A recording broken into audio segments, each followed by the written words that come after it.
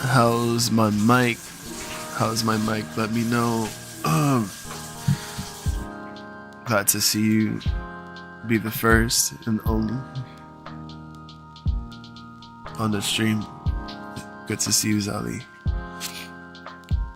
How's everything? I sound worse, right?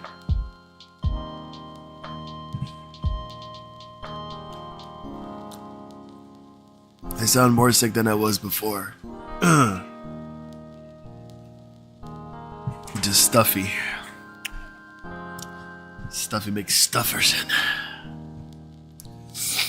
Let me see.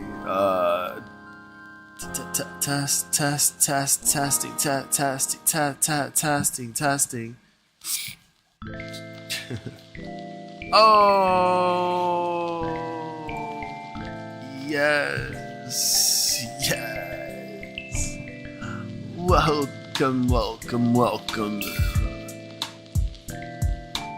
Welcome to another stream with yours truly, Lion of all trades.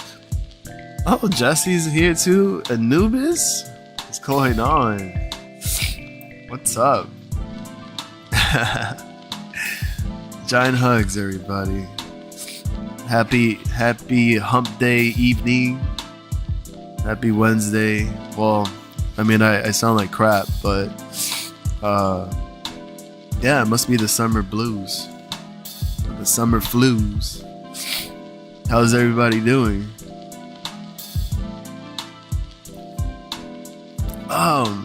Gosh. What's going on right now? Is everybody doing all right?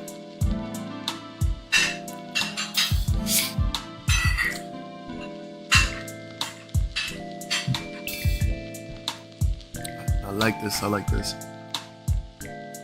How is your guys trading? Tell me how your day or how your morning is going, evening, afternoon.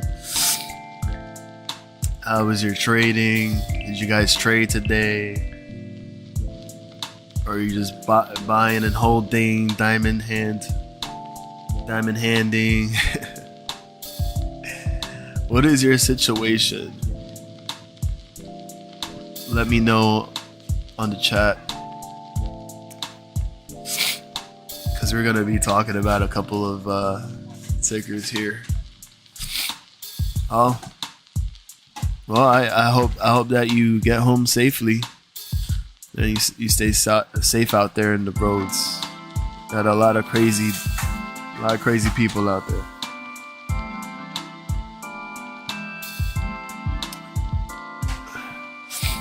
Yes, this is the theme song that usually comes on my videos.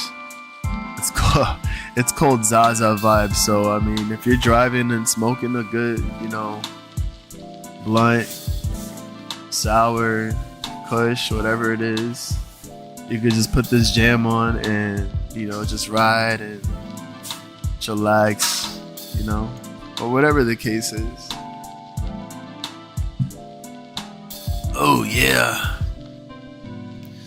I'm gonna pin it here. Thank you, Zelly, for sharing the link to the song. I'm gonna have it play for a couple of times, and then I'm gonna release the rest of the tracks on the stream. So it won't have to be a repetitive thing, because I like to, pretty much play the whole thing, the whole playlist. Also, I gotta work on some new tracks and release more music for everybody to listen to, to feel good, to feel relaxed, feel the vibes. And I have my peeps like Zelly, Jesse, who listen to these songs. Listen to it during work, listen to it during sleep. So I appreciate that, and I appreciate you guys showing love to my music channel and my tracks. So thank you. anything that I can do with, you know, for the fam and everything, you know, it's greatly appreciated. But anyways, yeah, so a lot of things, you know, going on here. Today was pretty much wild, and I don't know why, but there were a couple of tickers out there ripping a new one out of the shorts, pantalones, ripping holes and making I don't know, but listen, I go through allergies. I can go through a sore throat, stuffy nose. I don't know, freaking what, earaches, headaches. I'll still go through the stream. Don't matter to me. I mean, I'll still be taking my medications, but but thank you for being worried, and I will be feeling better soon. I promise. But yeah, lots of tickers going crazy. Johnny Dinner Time Rodriguez, welcome back. Good to see you again. I saw you earlier on the other stream, and yeah, man, you had me really curious. I really want to believe that somebody mentioned IVP. It's either that, or I probably looked at it from like a list of runners on my Thinkorswim account, because on the left side, on the bottom left side of my Thinkorswim, I have a scanner that pretty much shows like all the runners that run through pre-market or aftermarket, and IVP yesterday was one of them. And I'm like, oh, now I remember. But yeah, Johnny, how's your evening going? And how's everything? How did you go? How did you do in that trade? Because you were in IVP, so, and we could check that. We could check that a little bit in a bit too. Oh man, Mark's here. The OGs are here. And Mark Maddox, you got Moisley, you got Mark R. Man, it's good to see you guys again. So yeah, man, thank you guys for stopping by, showing some love to y'all. How's everything? How was your day? Are you guys keeping your head up? You guys, staying positive, working hard, and all that? Good to see you, man, for real. But yeah, dude, we're just talking about IVP, but it, yeah, I gotta add that right now, just to make it a little easier for me to find it. I want to know. Wait, Mark R. Much love to you, man. But was it you that mentioned IVP a long time ago? Like a couple of months ago or something? I know it was some stock that had to do with veterinarian something with pets. Was it you? Shut up, Mark. The other Mark. Always talking shit.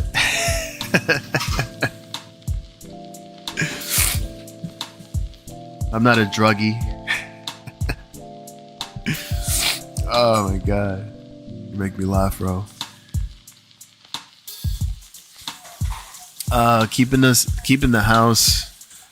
Right now, we're in the middle of painting. Okay, gotcha. Yeah, you're right. You were talking about the house, right? No, it wasn't you. Damn.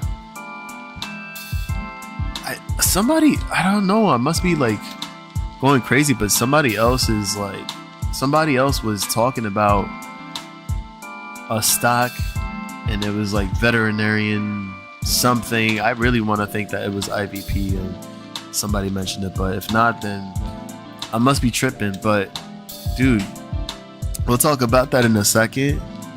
We'll go through G-Wave, we'll go through AMC, and we're just gonna go, right through. We're gonna skim real quick through through the tickers, and we'll talk about it, and we'll discuss our opinions and stuff like that. But first and foremost, thank you again, everybody, for coming through, taking the time out of your night, your day, to be here with me and to chill on the stream, and to do what we do all the time. So thank you.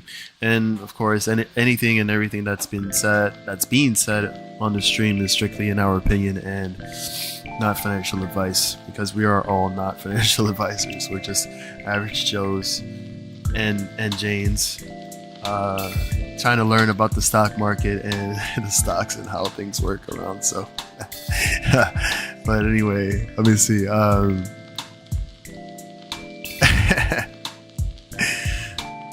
Zellies and encourages me and instigates any trouble I cause. All right, so let's talk about what Pegy was doing today. Peggy's making a comeback. She's pounding it real hard, and it's been a while ever since Pegy had this reverse split, 1 for 15 back. And then prior to that, I think I'm gonna have to expand this right now, like this, because I really want to show you before all this transpired and where the stock was before trading.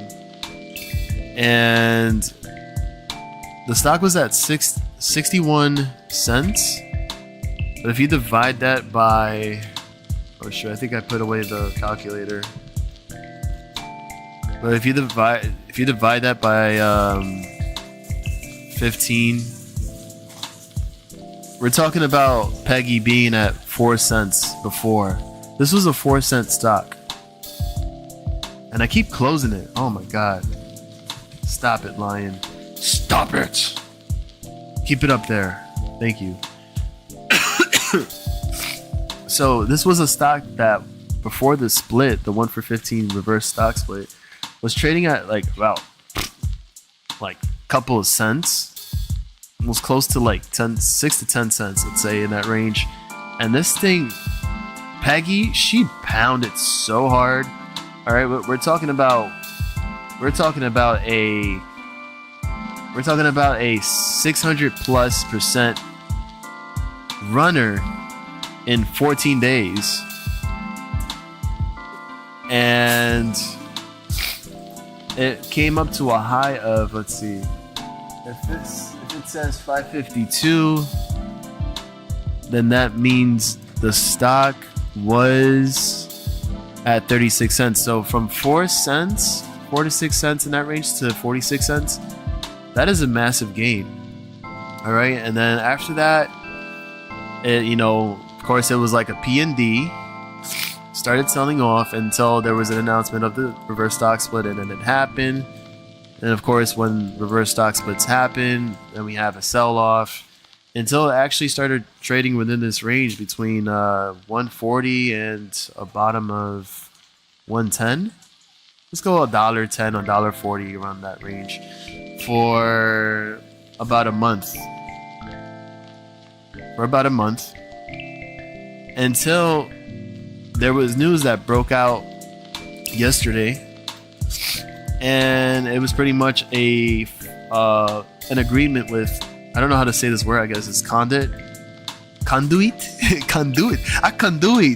capital, and to provide internal support, staffing, and assistance with capital raising, and that seeks to help make Pineapple an important leading nationwide broad electrification platform, whose background includes Oak Tree Capital Management, focusing recently on social impact investing.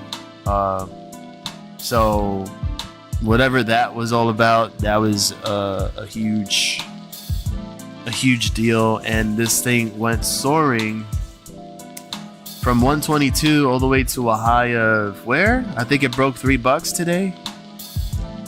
And it did. So we're talking about a 150% gain in just about a day and a half. And that is wild. So we had Pegy closing at 20.87% at $2.78, and it did come down just a little bit around $2.50 on the after hours. So that's pretty exciting for Pegy, you know what I'm saying? Because Pegy likes to, you know, peg that good peg and pegging it and that pop pop pop, you know.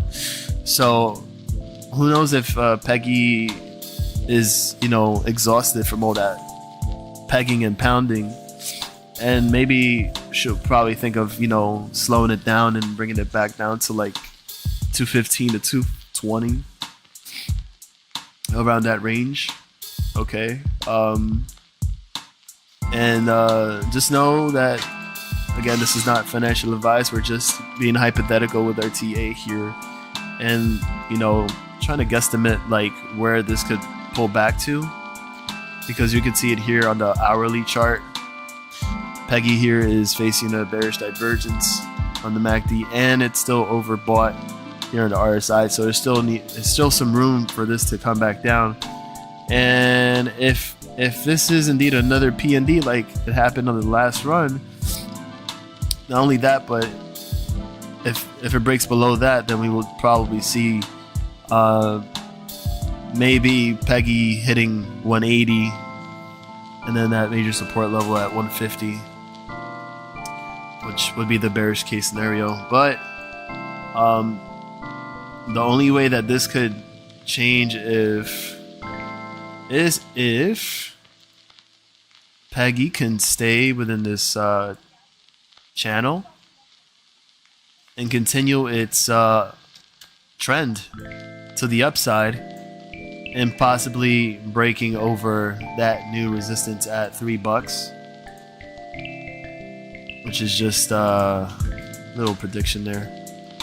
And we're gonna check real quick before we move into the next ticker, because we're gonna skim right through a little bit faster. I'm not trying to spend 6 hours in the stream and have my ass go flat. But here you can see in the morning at 2:15. Actually, as a matter of fact, let's see. Hold on. Okay, so the cost to borrow fee it jacked up from 97.45 to 193.6%. This thing is rocking right now, and there's only 300 shares left to borrow as of right now. I think, let me see if I reload. Okay, it's still the same. So from 65,000 shares as of 2 days ago to now, with only 300 shares available to borrow. So they're dropping, and it's almost to zero. And if that's the case, then Pegy could start feeling it again, and have Pegy start pumping and go crazy again, and probably have that potential to break over $3. Ooh, yeah, Pegy, I like it. And that's what I think about, you know, Pegy right now, because you know, one time Mark R, that was her ex, and you know, he was really feeling her until, you know, she dumped him, and now Mark doesn't trust her. But now looks like he's giving her another chance, because she just sprung out of nowhere and told Mark to come back to me, because I got a lot more to pump for you, baby. And now we see a potential for Pegy to continue this channel here and try to break over $3 if this trend continues. If not, if we just see another PND, the market's gonna be like, well, you know what? Yeah, you belong to the streets, and come back down to these levels here, like I mentioned before. Okay, so there goes your little hypothetical TA for Pegy, and we'll see what else was mentioned here on the chat here, guys. How's everyone doing right now? Everything's good. I think I developed my own Adderall in my system, so I don't need it. Let's see. Okay, let's see. Wait, is that really a ticker? ME? It must be bugging right now. Let's look real quick. Oh, what? 23andMe? Oh, that's the company that, you know, you take a swab or whatever, you spit and go, and then you send it in, and then they take it and they bring it into the lab, and then they tell you like where you're from, your ethnicity, your background, and all that stuff, your origin. Just like what was that? There was that other company that did the same thing. But yeah, 23andMe, that's a biotechnology company, and they do that stuff. We'll see what's going on here on the wow. Okay. Oh, this is a 46-cent stock right now, and it's actually now looking at this on its. You know what? Let's look at it on a 24-hour, because this is actually looking like a cup and handle, perhaps. A cup and handle, perhaps. Either a cup and handle, or we have a Jesus. I think this is an inverse head and shoulders, and perhaps we'll have another leg up here soon. Wow. How did you guys find out about this? Don't do it. Yeah, I don't think I would ever trust that. In my opinion, I would never want to spit into something and then they have my DNA and stuff, and then all of a sudden they make a clone out of me. Allegedly, supposedly. In my opinion. Ma, the meatloaf! Ah!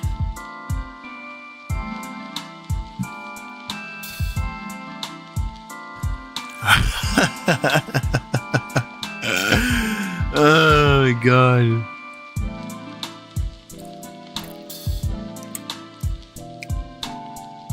Mark really called me the C word, boy. No, I got the Kung Flu. That's what I got.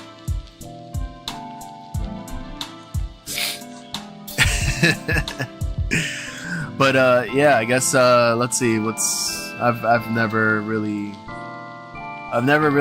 even thought for this company to even have their own stock of just people spitting on things and sending it in and trying to find out where your origin is from, whatever. But then that's a lot of freaking shares stacked up. 8,100,000 shares available to borrow at only 0.59%. That is just weak sauce right now. Let me look at this from Fintel. What the hell? My bad. Hold on. M-E. No, me. Does it come out? Yeah, it does. Let's check the short interest on this. Oh my god. I mean, the short interest percentage float is pretty low, but the short interest ratio, I mean, that's pretty big. 14.06 days to cover. And the short interest is at 30,930,419 shares. Yeah. They're keeping this a little suppressed. Oppressed. And they're trying. But I mean overall, like we're seeing some interesting volume for 23andMe. Move a little closer, you can see here the volume. What was the volume here? Okay, so the volume isn't as much at the moment. The average volume was at 5.51 million. The market cap is only 225 million. Shares flow is 284.59 million. So, whatever is happening here, we do have a little gap that 23andMe would have to fill in. If I'm not mistaken, I think that's a gap, or no? Oh no, there's a wick there. There's a wick there. Yeah. Okay. Would that be considered as a gap though? I don't know. I guess we could make this into a resistance box. And then this would be the support. And since this is looking like an inverse head and shoulders, in my opinion, I mean, I might not be exactly correct on the pattern, but if this is how it's going, I would like to think that with the MACD also trending up and the RSI kicking up too as well, you see this layer of green too as well. This layer of green is supposed to be like the momentum. It's supposed to be the momentum turning bullish. So it's like a strong bullish indicator, or a signal, whatever you want to call it. And that I would think that okay, it's looking good actually on the 4 hour, because it's holding the trend here above the orange line here, the MACD. Slowly like hanging in there. So you would need everything else to start coming. So we'll say coming. To start trending above, and then to keep going and eventually hit this box of resistance at like 50 cents and above. Because it's been completely bottomed out here. It established the bottom. So the only way to go is back up.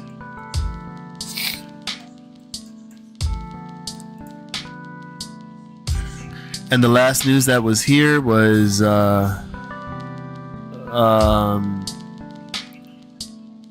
let's see what the pilot is all about. So here it says 23andMe to offer free blood testing for members in pilot program. And it says that they're collaborating to provide free blood metabolomics. What the hell is that? Metabolomics testing for up to 5,000 of 23andMe Plus Premium and Total Health members. Companies said that they will use Nightingale's remote health check to measure blood samples for dozens of biomarkers, including cholesterols, proteins, and fatty acids like omega-3 to provide guidance for potential lifestyle changes. What is this? So metabolomics is the large-scale study of small molecules, commonly known as metabolites, within cells, biofluids, tissues, or organisms. Collectively, these small molecules and their interactions within a biological system are known as the metabolome. Metabolome? God, sounds weird saying that name. But whatever. So, in that case, Maybe that's something that's going on right now, and the stock is coming back up. Investors are piling in. Maybe seeing there's any. Okay, well, there is an analyst rating, so we check the forecast, and it says that based on 2 analysts giving stock ratings to 23andMe and Holding in the past 3 months, just one said a strong buy, and the one that said hold. And in a 1-year forecast, the minimum is at 63 cents, average is at 132, and the max is at $2 per share. So interesting. Okay.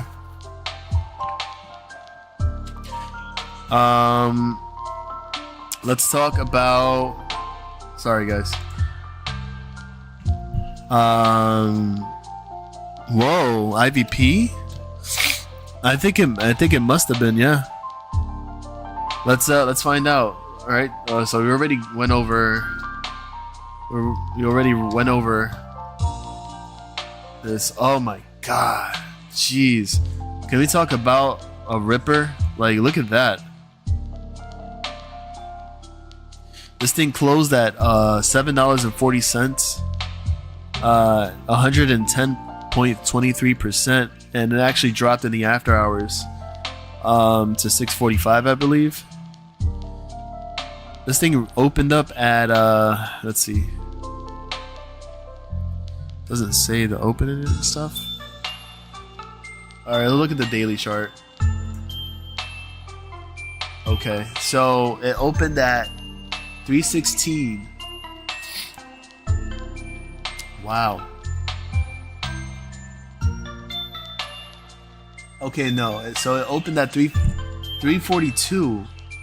It dropped to a low of 339, and it skyrocketed to a high of 946 a share, and then dropping back down to 740.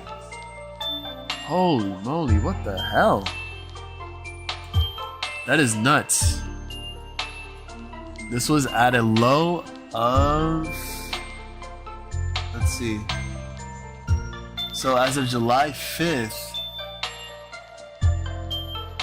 this was at a low of 126. So if we measure from there, you're talking about a 540+% gain in 5 days. Look at that. That's a massive run. That's like GTII proportion types, squeeze. Let's look at that right now. IVP, because Mark Maddox said something about 600% cost of borrow fee. Oh my God, yes. Look at that. Look at that right in your face. That's crazy. Back in June 20th, it was at around 193.40%. Then dropped into 187.81. Then it started climbing back up from the 21st of June. Look at that. July 8th. Nothing had been reported since from June 22nd to July 8th. And July 8th, this thing jumped from 196.78% cost to borrow fee to 319.50. From 10,000 shares to 200. Then picked up shares again at 15,000. But then it freaking jumped to 608.67%. And now from 15,000 shares available to borrow to now 33. This thing is wild. So as of right now, oh my God.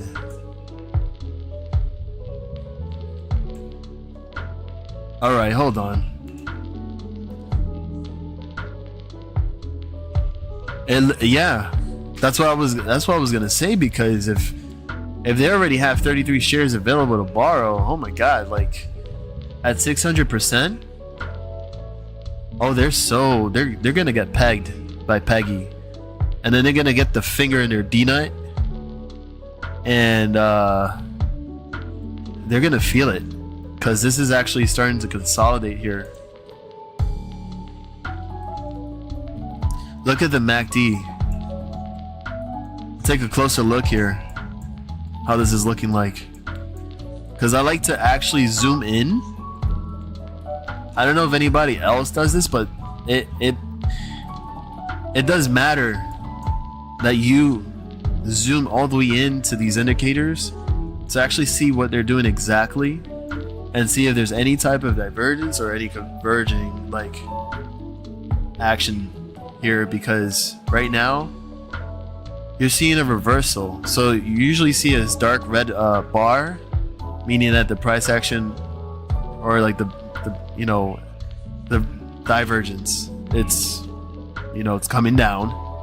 And if it's a light pink like this, it's usually going in reverse. It's supposed to be doing a reversal and then coming back up like such. Where the hell is that tool? Going up like this. And if that happens, let me just check the RSI too as well, because I need to look. It doesn't matter if it's overbought for a little bit, but if this is actually trying to bounce back and to cross over the orange line, that changes everything, because that means the run has not yet been cut off. It hasn't stopped. It hasn't exhausted itself. It's actually consolidating, and in my opinion, I feel like it could be ready for another blowout here and maybe another 20, 30, 40% run. That's massive though. I can't believe this. Hold on. I doubt it has an options chain, but if it does, okay, it doesn't. Well, that just changes everything too, because if there's no options chain, then I believe that IVP could have another opportunity for sure to blow it out of the water and go crazy. Not financial advice, but you've seen cases like this, all right? If there's an options chain, they cannot do anything crazy to the stock.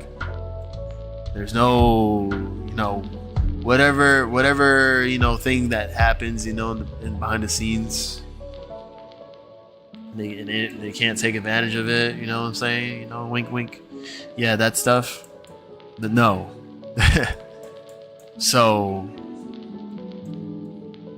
this could be the hot stock of the week, plain and simple. And with that percentage, like 608. What if this actually continues and it goes up to like 1,000% cost of borrow fees? We could have a potential short squeeze in our hands with IVP. Let's see what's happening here. Oh shoot. But of course, all right. This is why you always look at the news, just in case. Okay, so based on Reuters here, they announced the closing of $6 million in public offering. So, so today announced the closing of its previously announced public. Oh, so it was previously announced, and it closed the offering of 6 million units. Each unit consisting of either one share of the company's Class A common stock or one pre-funded warrant to purchase one share of the company's Class A common stock and one warrant to purchase one share of the company's Class A common stock at a public offering price of $1 per unit. The pre-funded warrants are issuable to purchasers in lieu of shares of Class A common stock that would otherwise result in such purchasers' beneficial ownership exceeding 4.99%.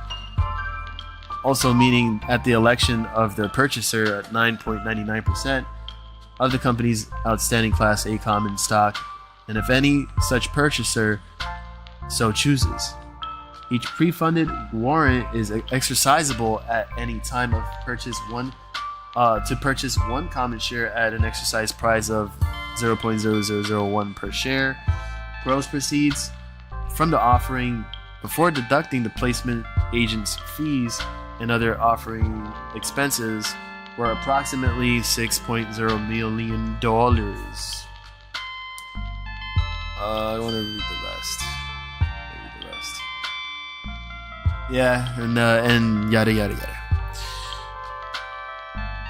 Okay.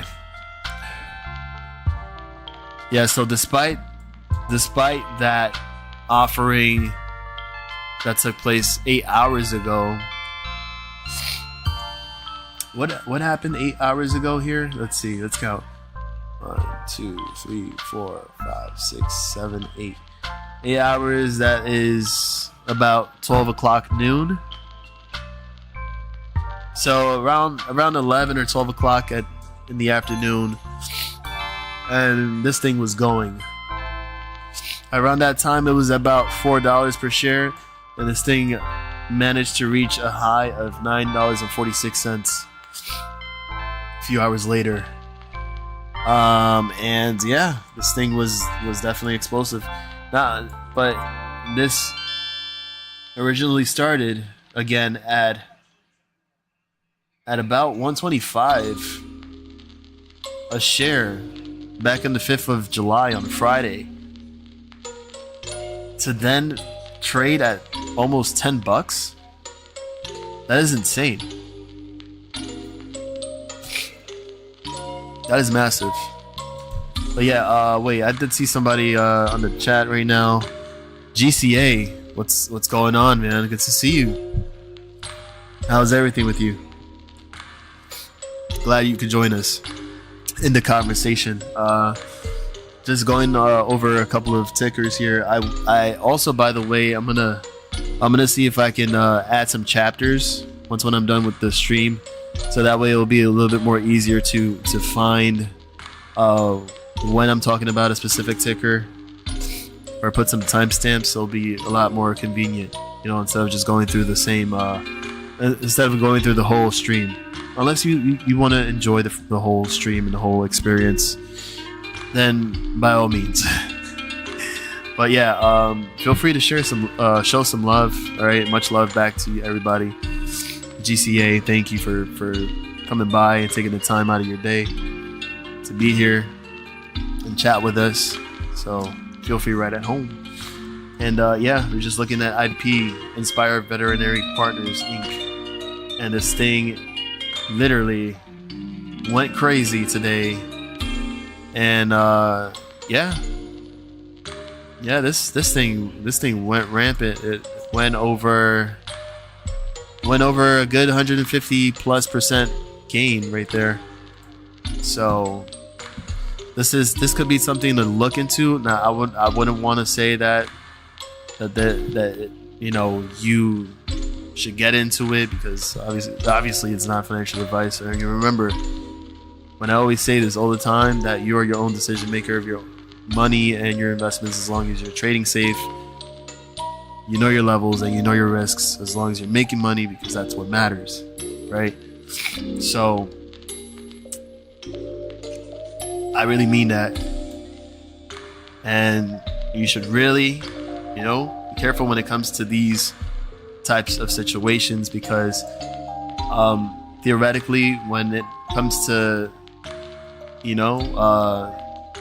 this type of news or whatever catalyst, and it runs crazy 100, 200, 300%, have a plan, have your strategy. And in my opinion, this is usually an in and out trade. You make your 5x, 10x, get out where you're comfortable, and that's it. And these are all windows of opportunities. Like all the other stocks that we have mentioned before recently, Pegy. You've seen Pegy go crazy. Here you have Pegy since Monday. You had Pegy on Monday running from 120, and it ended up running 153, 155% in a day and a half to pretty much $3 a share. So you had that going on. You had what was the other one? Somebody had mentioned it on DZ's stream. I think it was Sound, which we'll look into that in a few. But yeah, this is crazy. I mean, Mark. Oh, okay, hold on. I believe the 10% rule applies to all forms of ownership. Okay, got it. Yeah, of course, it has to go through, board of directors, the insiders that get into these stocks. They get the dibs on that, and makes sense. But yeah, Mark, you already know. Thank you, and it's always good to see you. You be safe. You have a great night.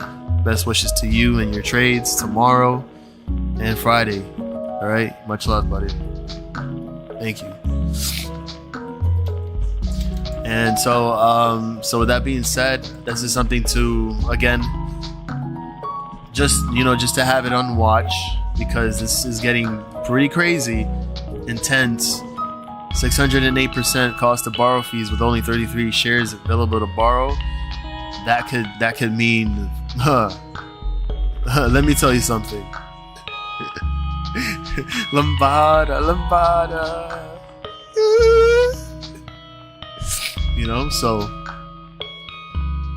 So yeah, just keep that in mind and just keep it tracking. I could look real quick and see what the short interest is for IVP real quick. So short interest percentage of the flow is 39.50%. So that's pretty high. The short interest is only 375,946. Oh, so there's no shares available now as of 12 hours ago. Really? 1233? Hold on. 1233. Hold on. 1233. I swear, there's always some different about, the data on these two websites. So this says 12:33 in the afternoon, UTC. I'm gonna guess that's Eastern time too as well. I don't know, my time.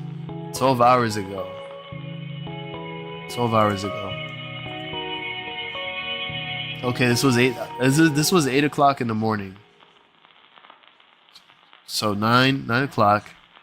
All right, so I guess there's no more short shares available to borrow. Oh my god. That is insane.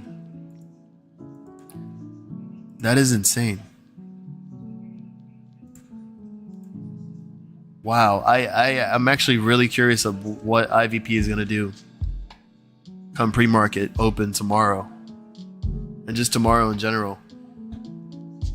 So will it actually run another 40, 50, 100%? Gonna have to find out. Well, overall, we can't really, jump the wagon on that idea. Okay, because obviously, you see some profit taking. Here. People are like, oh my god, I made my profits, time to get out, blah blah blah. Then you see a little bit of consolidation there. So either people are holding, they believe in the company and what's going on and whatnot. And this thing, does a reversal. That could be another scenario. Or this could, try to pull back a little bit and more people take profit, in my opinion, and try to retest here that 180 to 200 EMA cloud to around like 550, around there. And see that maybe it does a reversal and then starts to head back up. We've seen many cases like that happen, with stocks like this and these types of runs. So yeah, be prepared. Better be prepared and not surprised, right? But anyways, let's see. So I know Mark had mentioned Maxon. And Mark Maddox mentioned G-Wave. We're still gonna get to talk about AMC and what had transpired, and also GME. And then from there, we'll see if we can go a little crazy, and then after that, we'll call it a night. All right, so let me see, KZIA too as well. Wow, 430 million shares traded today. All right, I'm curious about that too as well, so we're gonna see that. Its asset was quite controlled. It's time for it to blow. Gosh. Okay. What I need to do is actually just write the list down, so that way I don't feel like I'm going all over the place, and just do things in order. So it's time that I get to be a little bit more organized here. Okay, so we'll talk about G-Wave. We'll talk about a new girl on the block, and her name is Maxine. Ticker symbol MAXN. And then we'll talk about KZIA. And then we can talk about AMC. Well, actually, no. We could talk about Finger 2 as well real quick. And GTII, just a quick brief on the price actions for today. And then we'll end up with AMC, GME, and then that's it. So I wrote that down. So first, we're going to go to G-Wave and see what happens, because Mark Maddox had mentioned that. And then Maxon. Alright, let's see. G-Wave. G-Wave, there's of course a little bit of some barcoding action there. It did close down 3.13% negative in the red. Not a lot of movement. It only traded within the range of 153 to 161. The new 52-week range. Well, actually, I think because it went through a reverse stock split as well, if I'm not mistaken. Let me just go quickly on the daily chart. Yeah, it did.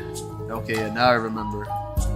So it did go through a reverse stock split, a 1 for 150 back in June 3rd last month. So 150, imagine that. We're talking about a stock that was actually technically, if this was at 155 and the stock split was a 1 for 150, technically this stock would be worth a penny right now. If it didn't split, this would be worth a penny. A penny stock. So that's actually interesting to see. As a matter of fact, it would have been worth like maybe 2 fractions of a penny.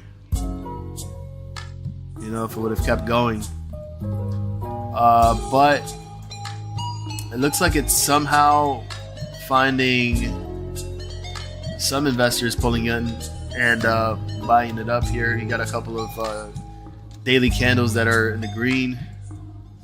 Looks like here there's a potential reversal for G-Wave. Here on the MACD you can see there's a green area, so it looks like it's kind of screaming bullish, and the momentum is climbing.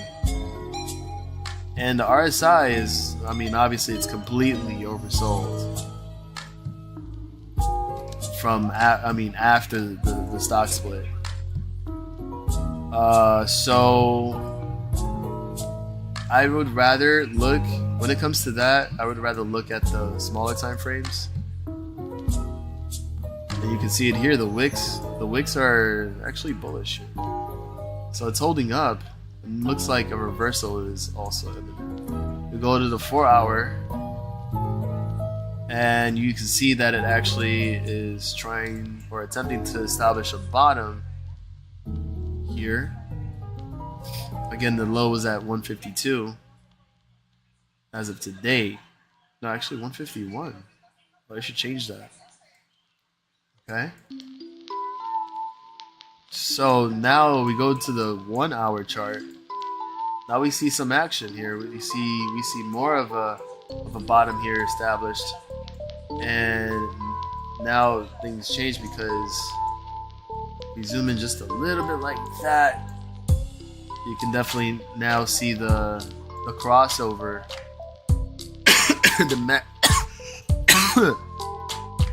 the MACD here converging, and in the green. So the next hour candle, it needs to follow up and then give us a bullish signal with the arrow pointing up, which will confirm it as well. And also the RSI is, you can see the white line here crossing over the orange, so that will be your confirmation too as well. So technically the last level of resistance was at about 165, 170, around that range. It so happened that it was at, let's see, I want to say after the split, yes. Oh shoot.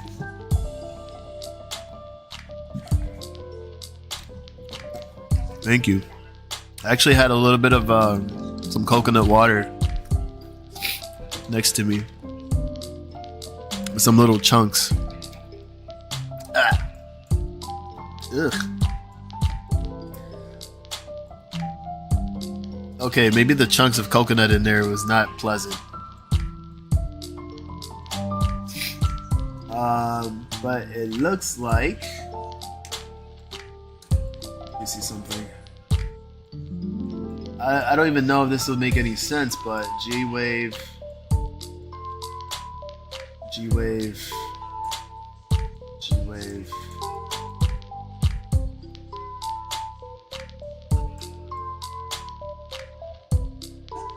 To $2? Could it do it?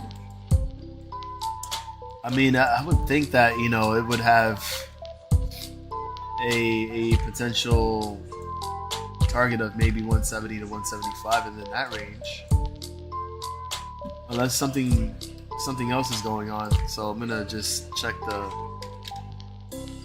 borrow fee percentage here.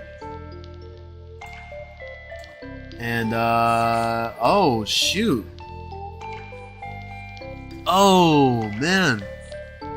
This thing is at wow, the cost of borrow fee for G-Wave is actually high too. Just like IVP. And it's only 15,000 shares available to borrow. So this is actually climbing back up. Okay, that changes my view on everything then. And Chris Wilson, dude, welcome back. What is going on? How's your day been? How is the rest of your week? How's work? How you're holding up?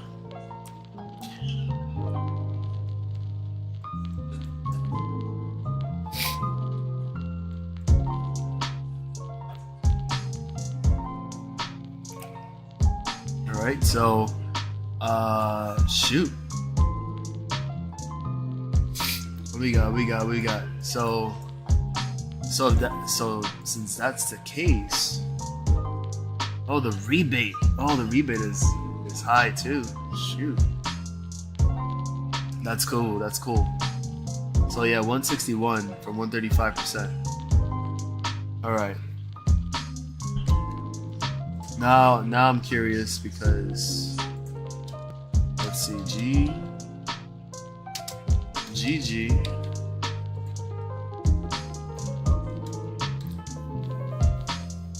Short interest, green wave. Birthday tomorrow, dude. Your July birthday?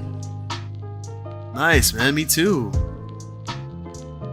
Nice. Oh yeah, my friend also. Dude, I think his birthday is on the 11th. I gotta wish him a happy birthday. But yeah, dude, that's awesome. I'll make sure. Well, I don't know if you're gonna be on tomorrow, but just in case, and happy early birthday. Happy early birthday. Wish you nothing but many more years of health, wealth, peace, love, happiness, and all of that. No, Zelly, it's cancer.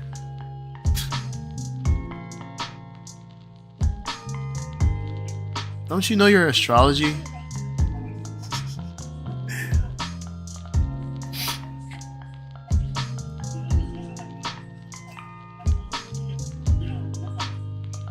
Wow.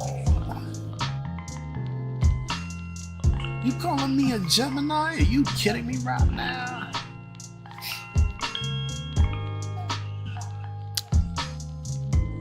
Could the MACD have a smexy explosion? Let's find out right now. All right, so as of an hour here, we did have a crossover, so it's kind of getting smexy here. Kind of liking this little breakout here on the MACD. You can see it here too as well on the 2-hour chart, and then the 4-hour. 4-hour we have a nice trend here, climbing up, and on the 4-hour too. So it's slowly creeping up, and we could be seeing something here happening between now and Friday for a G wave, in my opinion. What is this signal here? Oh, really? So, probable long trading opportunity. Awaiting confirmation next candle. If confirmed, backtest tool will execute trade with open price of the candle. So, apparently, that could indicate something too as well. Let's check out the 30. Okay. Now there could be something that well, I don't know. It could consolidate and stay within this range between 150, 155, and then pop over. But wow, I mean, like if they run out of shares too, I think this would be susceptible for a run. For a little pop here and over 165, 170. So I would say like the next target hypothetically would have to be around the 180 range, and then try to go up from there. So that would be the bullish case scenario for G wave. So somewhere around 165, and then after that above 180, and then see what happens from there. Alright, so let's talk about that.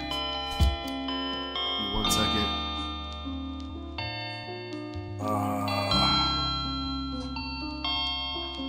Let's see, this.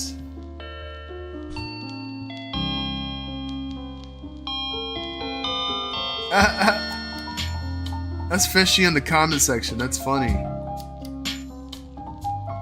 Happy birthday, CW?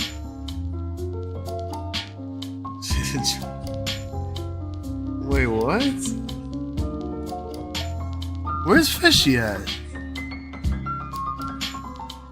I kid you not, Chris Wilson, like I just saw his comment 2 minutes ago. He's like, what's that? And then it says, happy birthday, CW. I don't know if he meant KW, but apparently he's wishing you a happy birthday on the comment section on one of my older live streams. That's hilarious. So Fishy Friends is wishing you a happy birthday too. So So Fishy, if you're listening right now, dude, you're hilarious. He comes in as Adrian Juarez. So you might know.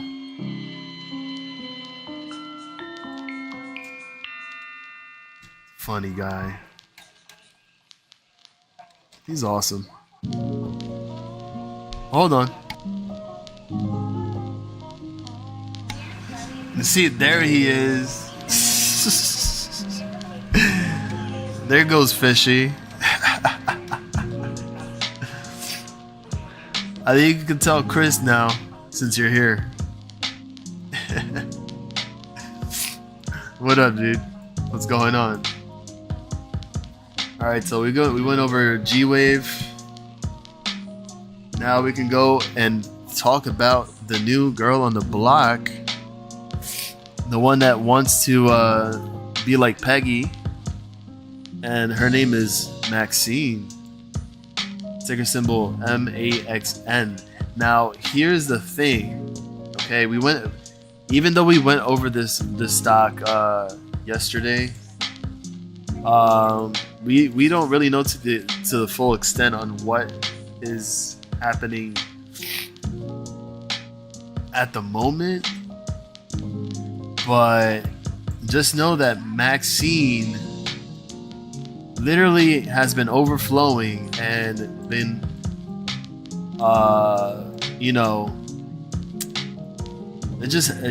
she just hasn't had any idea how to stop the flow from continuing in the red, but she wants to come back into the green and start pumping and flowing back up. And Maxine was at one point near $40 around May 15, 2023. And yeah, dude, like, look at this, like, massive drop here. You're talking about from almost $40 now to 20 cents. This thing closed negative 15% on the day. So we're trying to figure what is next for Maxine. Good evening to you, fishy friends. Thank you for subscribing, dude, on your other channel. That's much love, man. And yeah, man, if you're listening, Chris Wilson, here to wish you a happy birthday, and everybody here else in the stream here, wishing you the best, and many, many more. So Mark R says that he has a buy order for 18 cents. Not financial advice, guys. And here is a possibility here. Here. You know, like I'm repeating a lot of words here. Here. There you go again. I'm saying here again. Okay, stop it, line. Okay. Now, I like this because... Alright, because, look. Look.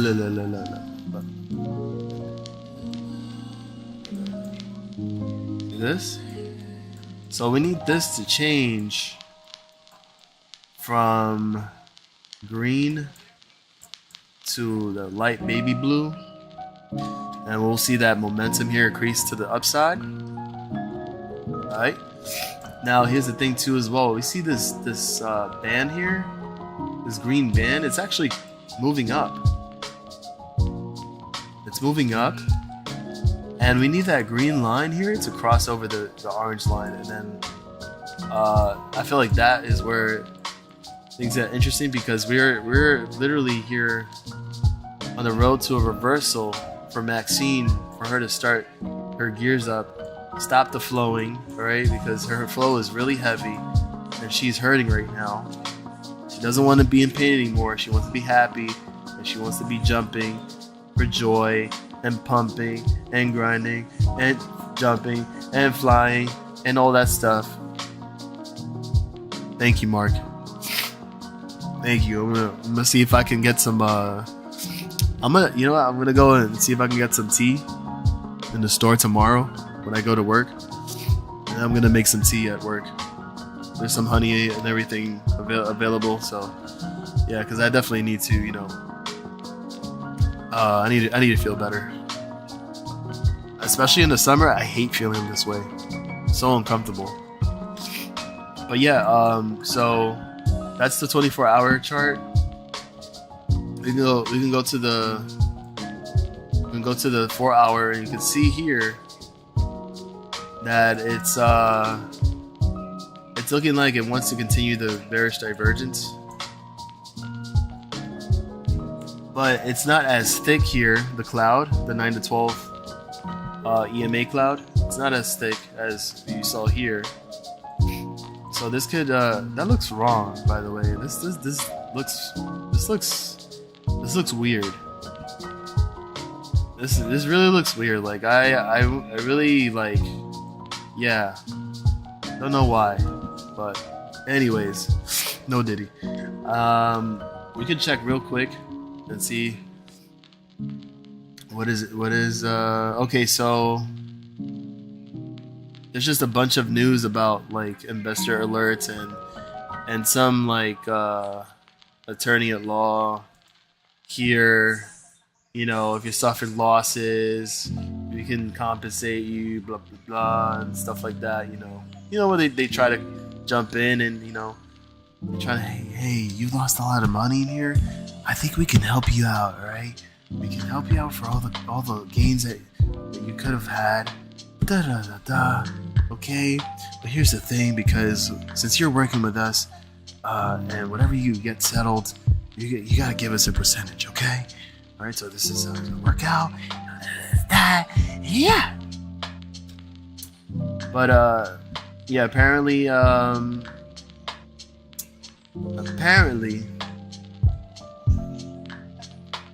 yeah, this is pretty much encouraging investors who suffer losses exceeding $50,000 in Maxine to contact them directly to discuss their options.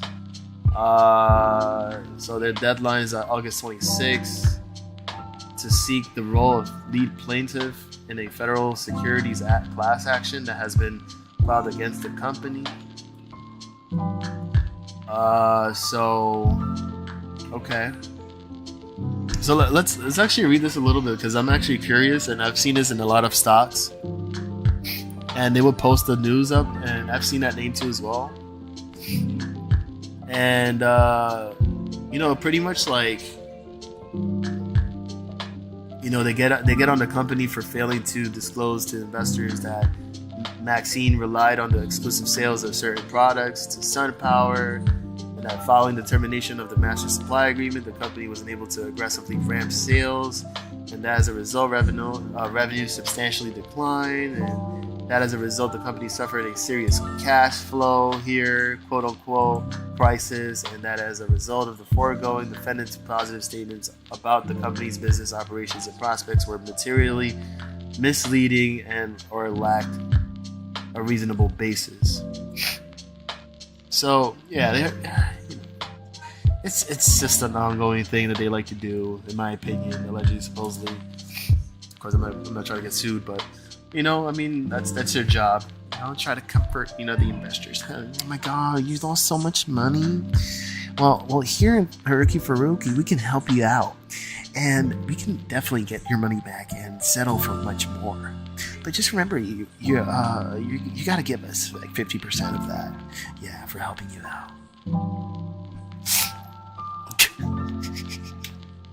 So, oh my God. But anyways, well, let's see. Low life lawyer loser. I cannot say that. Low life lawyer loser. Okay. The second time it's hard to say it. But Mark says Maxine 21 cent is undervalued at $11 million market cap with an enterprise value of $360 million. down 54% in 5 days, down 83% in 30 days, and year to date 96% down. So as you can see, that the stock was at one point last year at almost $40, and now it's at 20 cents. So you tell me. That is a massive loss right there. But at this price, like, can you imagine? That's crazy. But it looks like it did reject here the 34 to 50 EMA cloud. So yeah, we could see that pull back here a little bit more and try to retest this bottom here, this range, just like Mark R said, at 18 cents. So we're gonna just, draw a little box here. You know what I'm saying? We're gonna draw a little box here, and we're gonna see if this fills in here, and we'll wait, for the next 2 days after this, before this week is over, if we actually do tend to get that reversal. And mind you too as well, and we will move into BIG in just a little bit. You can see it here too as well. The RSI is just about almost there. I mean, it did cross the level here of oversold. The oversold level of 20, and now it's below that at what do we got here? What do we got here? Let's see. It's at 13. Jeez Christ. So yeah, it would take a little bit more to come down, and it makes sense because once it bottoms out, it's gonna pretty much match like where it last traded here back in the beginning of July. So at 17, 18 cents, and then see if it makes another attempt and then reversal, and then whole thing breaks loose and Maxine is getting hot and bothered, and then we can ride her up for a swing and then yeah, do things. But anyway, yeah, so that is your quick analysis right there for Maxine. After Maxine, we're gonna go over KZIA real quick, real fast, and then I'm gonna put in right in between BIG, because I know we discussed BIG before, and I think before that it was at like almost $2. Now this thing went really, yeah, BIG just like keeps falling. I wonder what's going on, but we'll take a look at it in a few for Chris, and we'll move into KZIA. So everything is fully oh my god. Oh my god. Oh god. What is this? What is this? What is going on here? Oh my god. Oh. Let me stop. Wow, so Kazia, if that's how you say it, Kazia Therapeutics closing at 66, almost 67 cents. It went up for almost 48 cents on a day, 248.2%. Excuse me?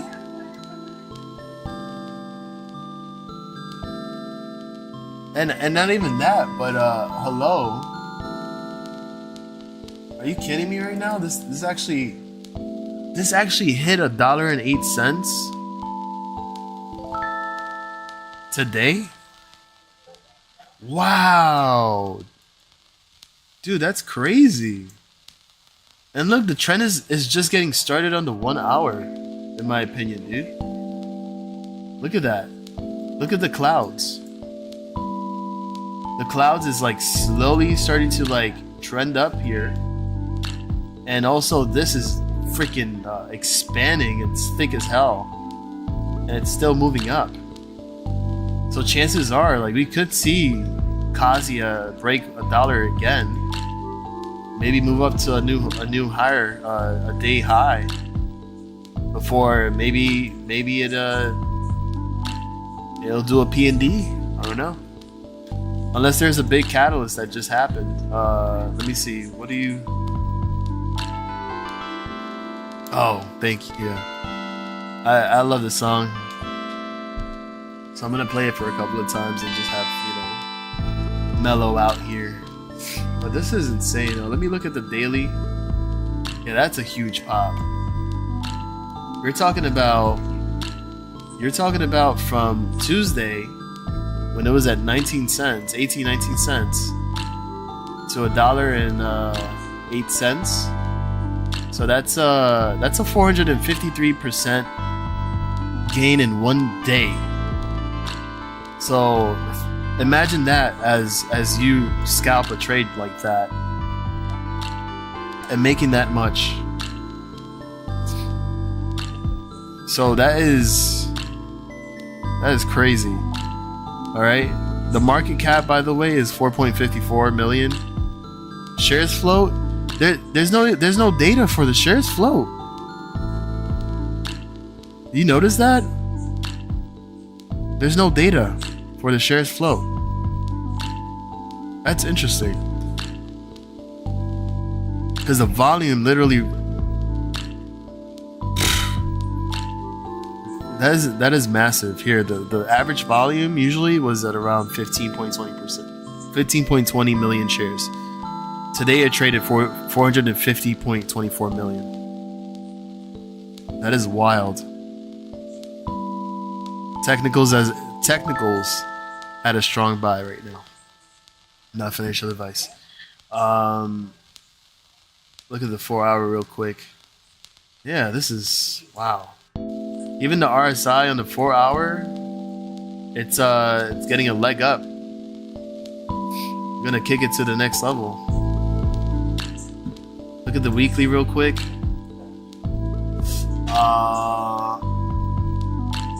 So maybe this could be the next let's see. Wait, that's no.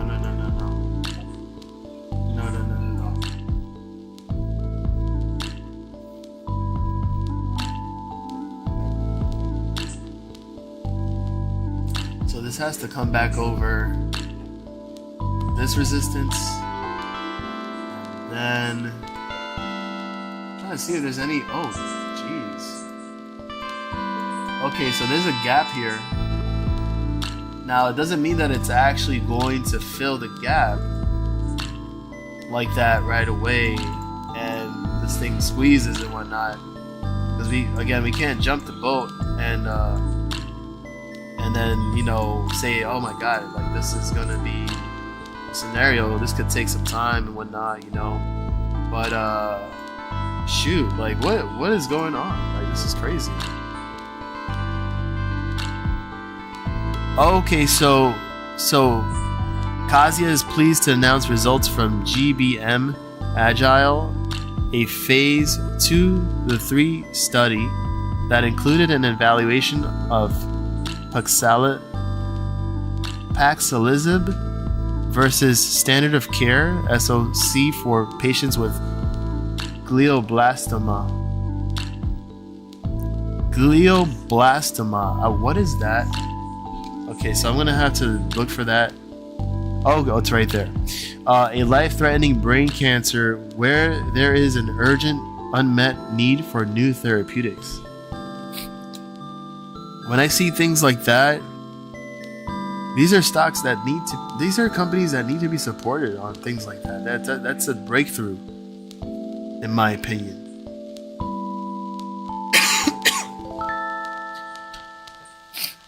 So that is insane.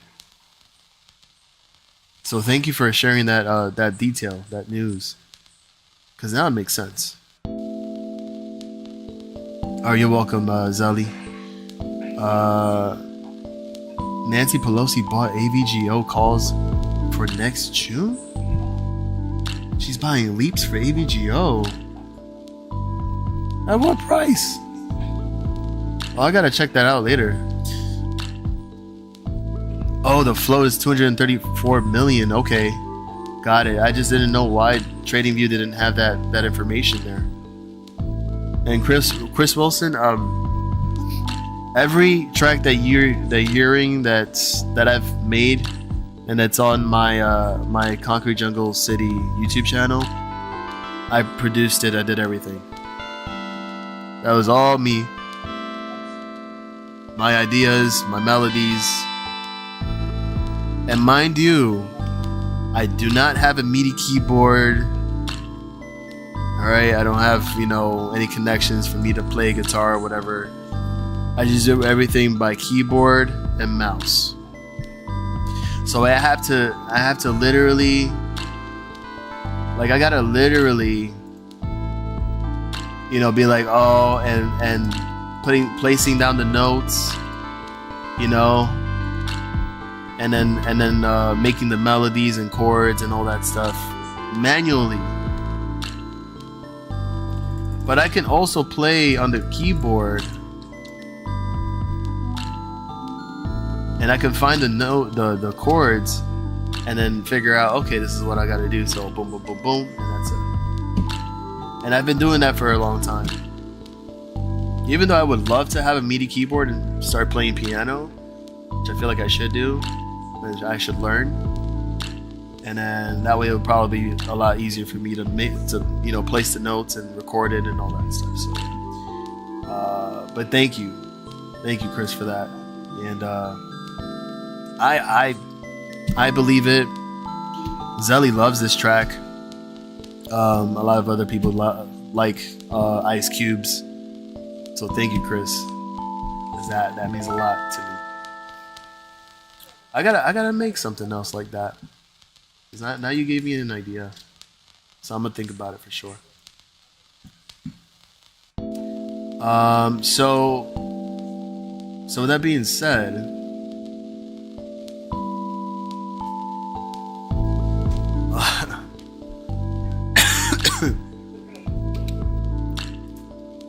okay. Do you also produce your own music too as well? And what instruments do you play? All right, let me just quickly check. 8 hour, 6 hour, 4 hour, 2 hour. Oh, okay. Oh wow. Yo, Mark R. Look at this. Look at this leg up here. That looks sick. I think we definitely see this. In my opinion, my personal opinion, I feel like this has more potential to break over back $1 and then make new highs tomorrow. Maybe over 120 to 140. Let me see. Boom, boom, boom, boom, boom, boom, boom, boom.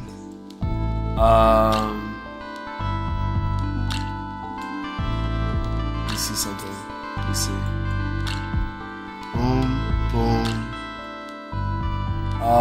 So let me see. Maybe. Okay. I wish I had, maybe if I had what do you call it? Okay, I want to say.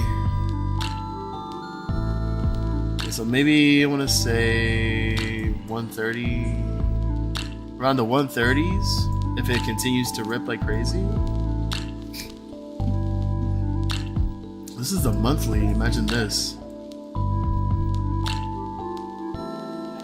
Like an inverse head and shoulders here on the monthly. Imagine that.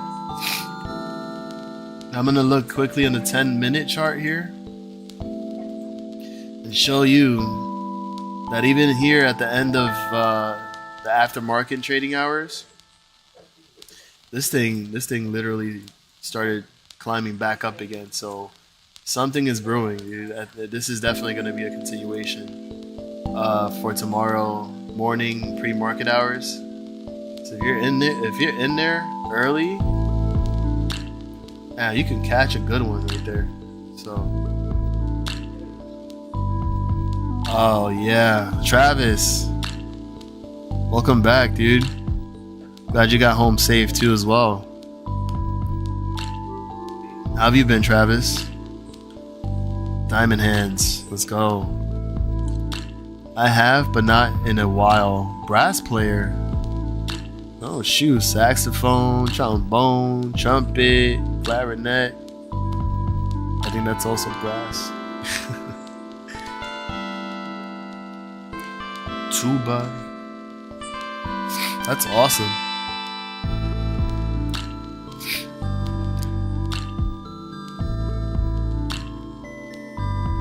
How's the family doing, Travis? How's Kaizen? We're just going over other tickers because you know they're considered other opportunities to make money. You know, so one doesn't really get distracted. You know, in case you know you have to kind of hold off and have your positions, you know, in the back, just chilling while you wait for something big to happen. And then you have tickers like these, you know, popping off. You got Kasia, you got IVP. Look at Kasia closing 248% on the day. You got IVP closing at 110% on the day.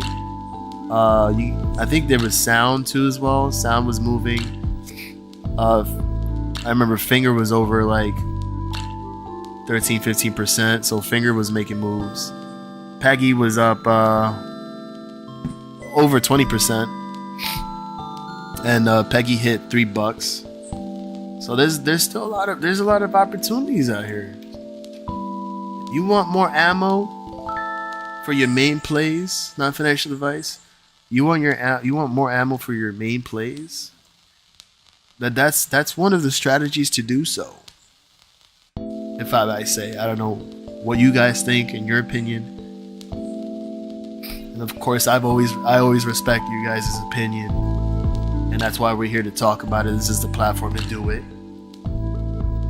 But you know, that's how I see things. You know what I'm saying? Sorry, Zelly, thank you. Clarinet is wood.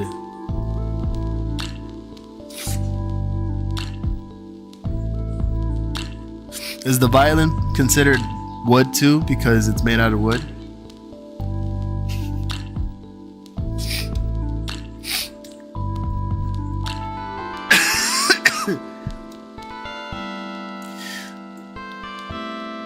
What a woodchuck chuck, what a chuck, what woodchuck, what woodchuck chuck. So yeah, you know. Oh, Big JR. Big JR back in the casa right here. Back in the den. The lion's den with the rest of the lion cubs. What's going on with you, Big JR? You smell what the lion is cooking?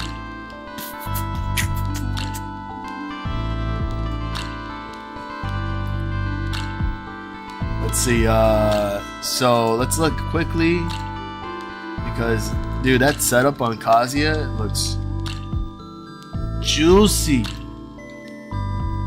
And I think Big JR can agree because this is just I mean like this was at 20 cents for a while and this thing ended up breaking over $1 to $1.08 today at 11:30 in the morning.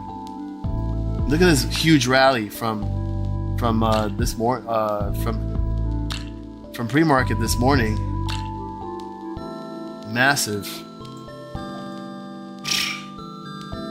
Look at this. Just about when you thought that this was gonna be a PND, and after market open, after market hours, this thing just started up again, started going crazy. So here you can just see the borrow fee and all that good stuff. Okay, well, the cost of borrow fee is not as massive as IVP and what was the other one? Maxine, I think, or G-Wave. which is at 3.64%. I mean, yeah, 3.64% cost of borrow fees. But there's literally almost no shares available to borrow, so that can stir up some more action,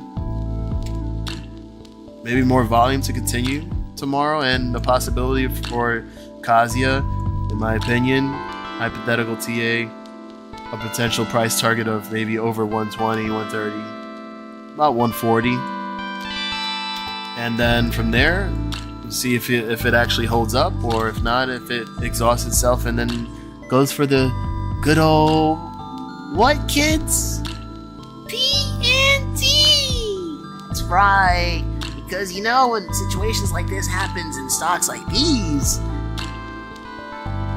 there's always going to be profit taking, and you know when that happens, then the stock drops and people start to panic, and they're like, no, I wanted to get out too, because yeah, it's a P&D. And but as of right now, it looks good. It looks good. You can see the 9 to 12 EMA here just staying mostly green, and you can see the next cloud here expanding and starting to move up just like it did here. An hour later, before that, and it's just completely climbing up. Like, this is crazy. So I feel like definitely Kazuya would break over $1 and maybe potentially reaching 120 and maybe testing that area here around above 130. So yeah, so that is your little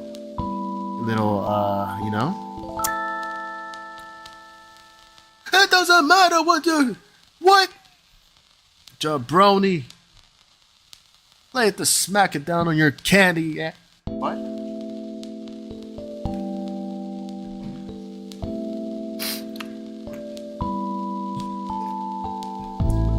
Turn that some bitch sideways and stick it right straight up your candy ass.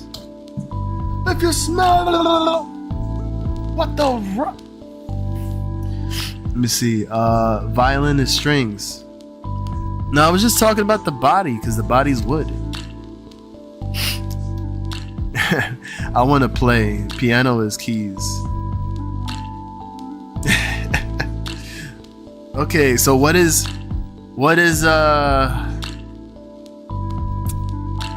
okay, so what is a xylophone? Is that keys too?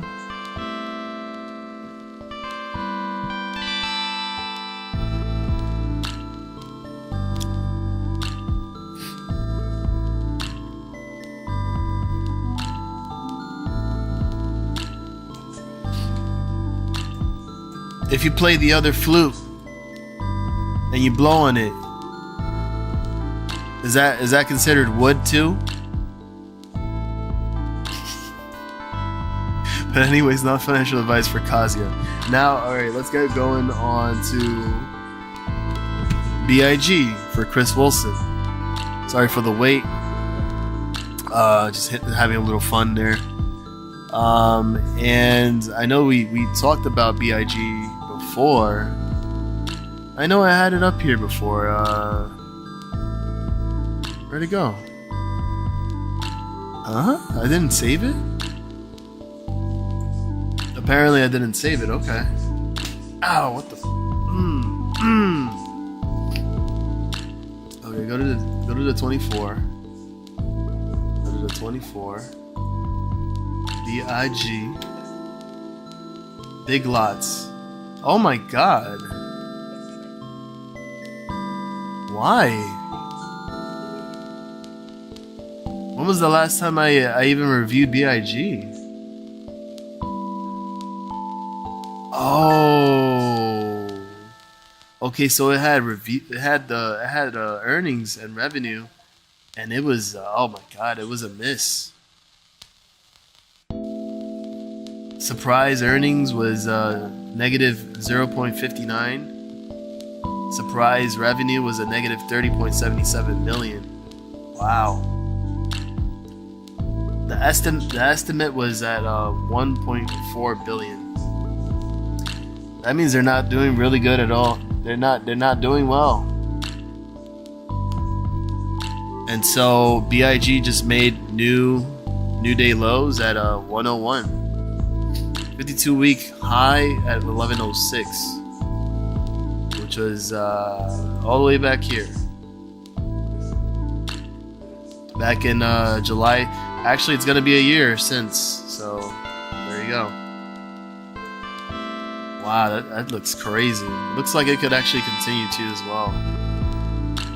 Just unless something else happens. I don't know. Because there is a lot of attention also looking into BIG. So, and I don't know, maybe the short interest will surprise me. Is there anything that you've heard of BIG?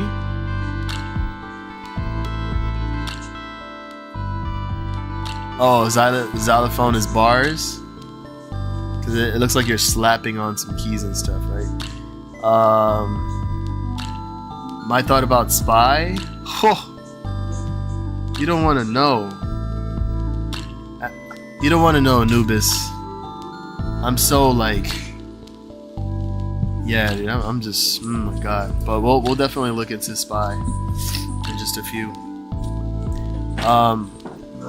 God. Big runs with the memes. So you know what? You know what? Okay. We gotta save big lots, man. I actually went to that store one time, I think 2 years ago, in Jersey. It was pretty cool.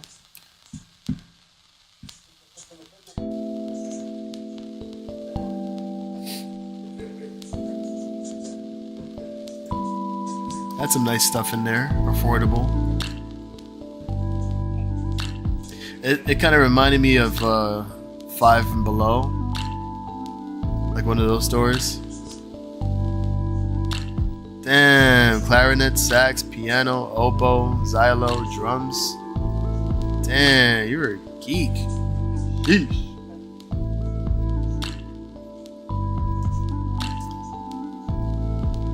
I only do guitar, but I'm still learning. I only know how to play bachata. That's it. Don't know how to play the chords, so don't know the name of the chords, but I like to play by ear. But yeah, let's go to C real quick. Short interest percentage of the float for BIG, 27.12%, so it's pretty high there. Short interest ratio with only 2.88 days to cover. Short interest of 7,643,181.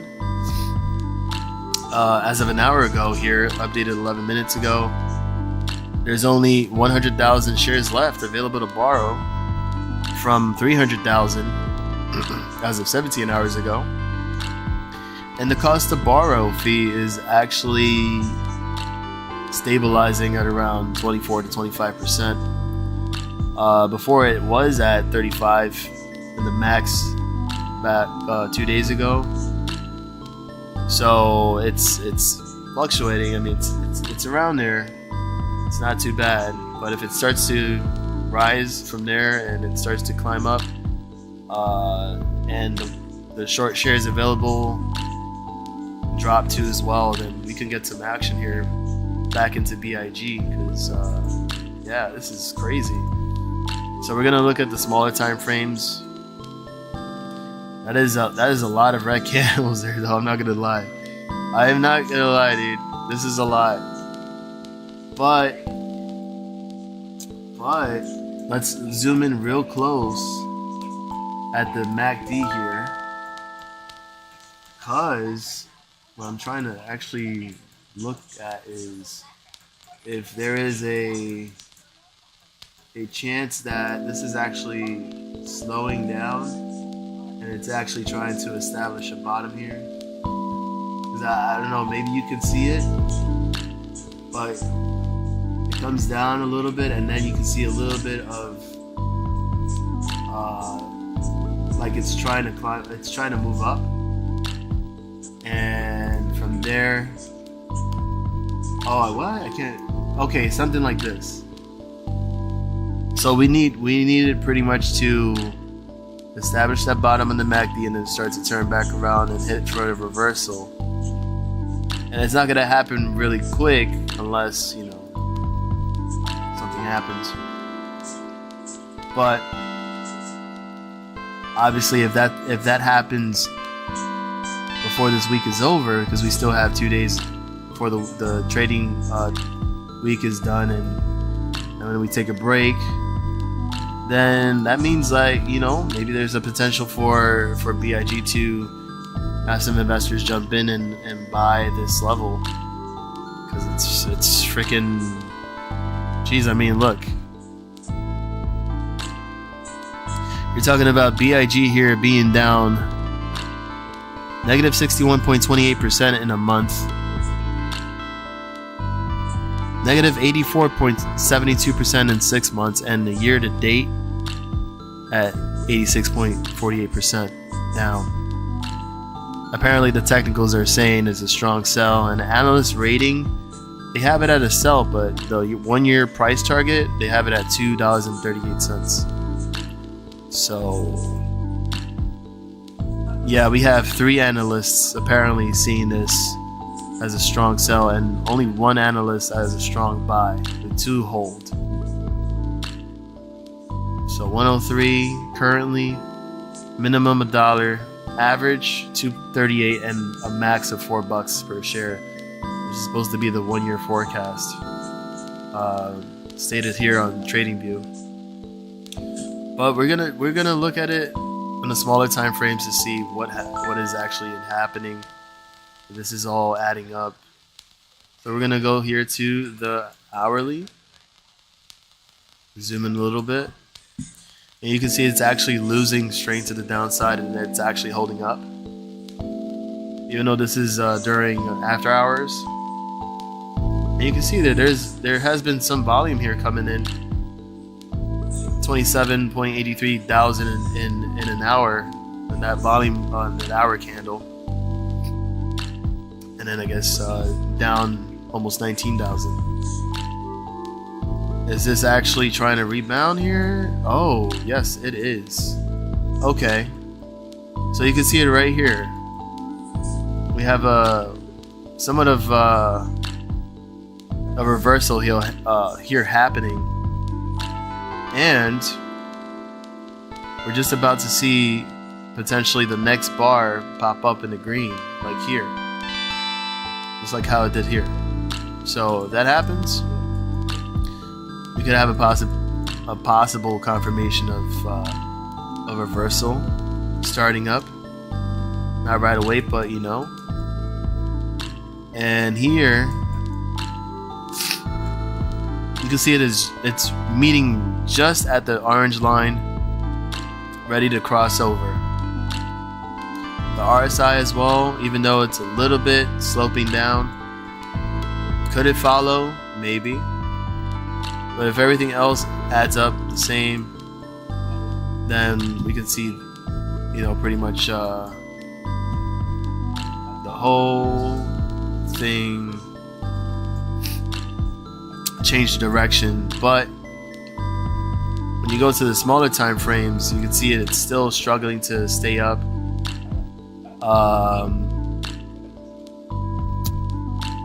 5 minute, you can see it here. There's like a bit of a rejection here off the 34 to 50 EMA cloud. So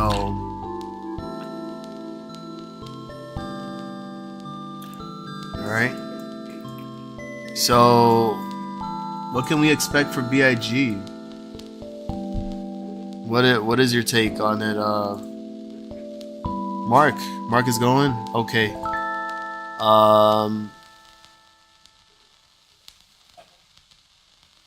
It's tanking, no worries, looking for a bottom. Okay. What is this? Oh, how am I holding up? I'm okay, feeling a little better. Thank you for asking, Anubis. Just allergies. I guess it's summer allergies. I did have a sore throat a few days before, but that's gone now. Now it's just like some dry coughing and stuff. What's going on here? Mark R. Much love to you, brother. Thank you for stopping by, as always, and for sharing information and talking it up with us and everything. Appreciate it, man. Love, happiness, wealth, and health to you and the family. So enjoy your night, man, and hopefully I could catch you tomorrow. The OG. Mark R is an OG here. Over moistened meatloaf too is an OG.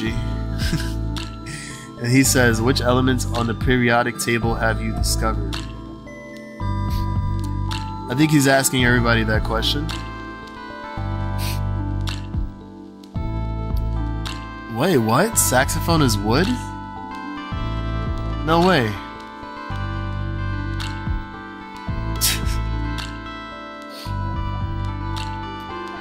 You know which stocks are actually excited for penis pumping?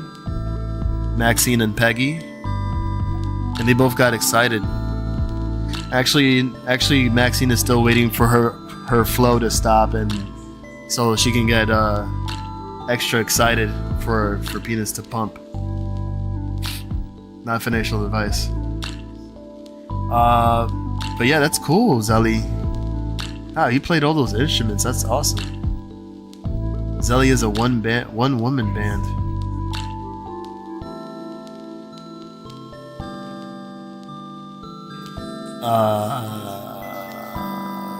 It's about the mouthpiece. If the mouthpiece is wood, then I guess I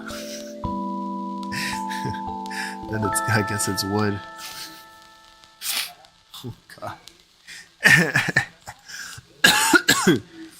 Oh gosh.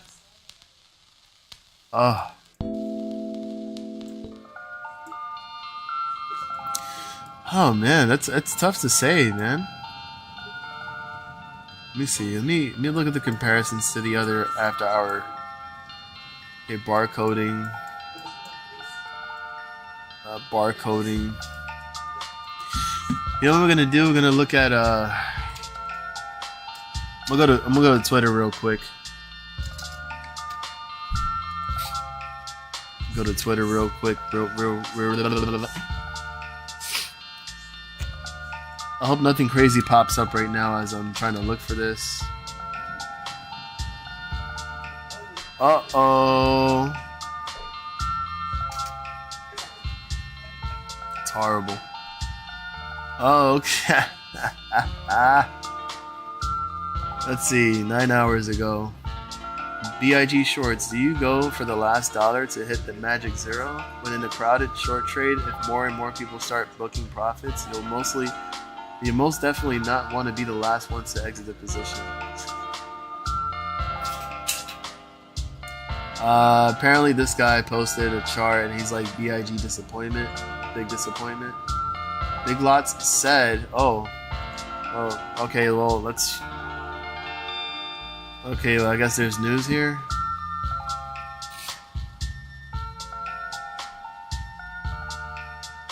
WAFF 48. Oh, they're based in Alabama. Okay. So Big Lots plans dozens of store closures this year. This was published today at 1:38 Eastern Time. Updated 9 hours ago. It says discount retailer Big Lots said its plans on closing locations, saying its customers are spending less. The company has said it currently expects to open 3 stores and close 3 stores and close 35 to 40 stores this year. Locations for prospective closures and the time frame for such closures weren't disclosed, and the company has not yet responded to a request for more information. And Big Lots said it, quote unquote, expects to experience further operating losses and has, quote unquote, substantial doubt about the company's ability to continue as a going concern, unquote. according to the latest regulatory filing. Net sales decreased $114.5 million in the first quarter of 2024, or 10.2% compared to the same time last year. Big Lots said it, quote-unquote, experienced decreased comps and net sales in all of our merchandise categories. The retailer also has an increased long-term debt load, which jumped $72.2 million from $501.6 million in the first quarter of 2023 to $573.8 million in the first quarter of 2024. So CEO Bruce Thorne, in comments about the first quarter 2024 results, he said he blamed the company's failure to meet its sales goals on, quote, continued pullback in consumer spending by our core customers, particularly in high-ticket discretionary items. We remain focused on managing through the current economic cycle by controlling the controllables. So, I mean, you can pretty much blame inflation for that. And you could see Big Lots, just becoming another victim of a lot more other stores closing in many areas because of the after effects of inflation and ongoing inflation and growing. And speaking of inflation, just remember tomorrow is CPI data. So yeah, I'm kind of looking forward to how that's gonna go.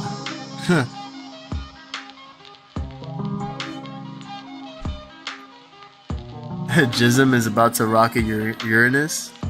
I didn't want to say, Big JR is turning into elongated plopsicle. I mean, moistly.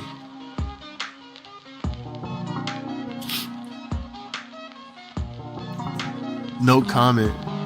Nike. Gotcha. I'm gonna do Spy for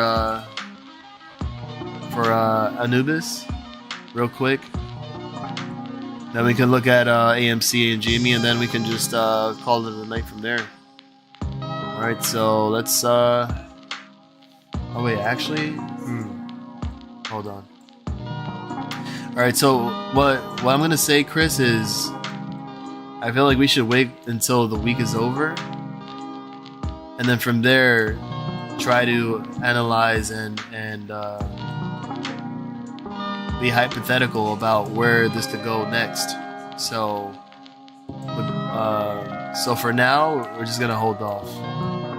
And it looks like it could pull back under $1, and if they're successful, oh gosh, I mean that could be bad news bears for Big Lots, because that news is technically bearish, like it's bad. So. But yeah, with that being said, let's look into Spy. And talk about how great the economy is. Yay!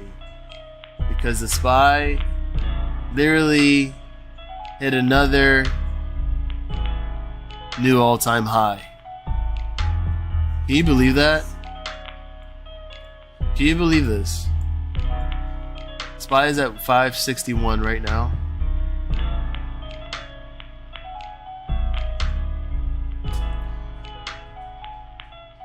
Can you tell me why this makes sense?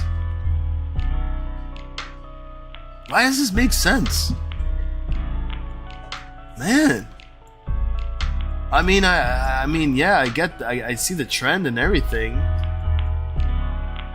Look at the 24 hour right here. Jeez, the 24 hours is disgusting.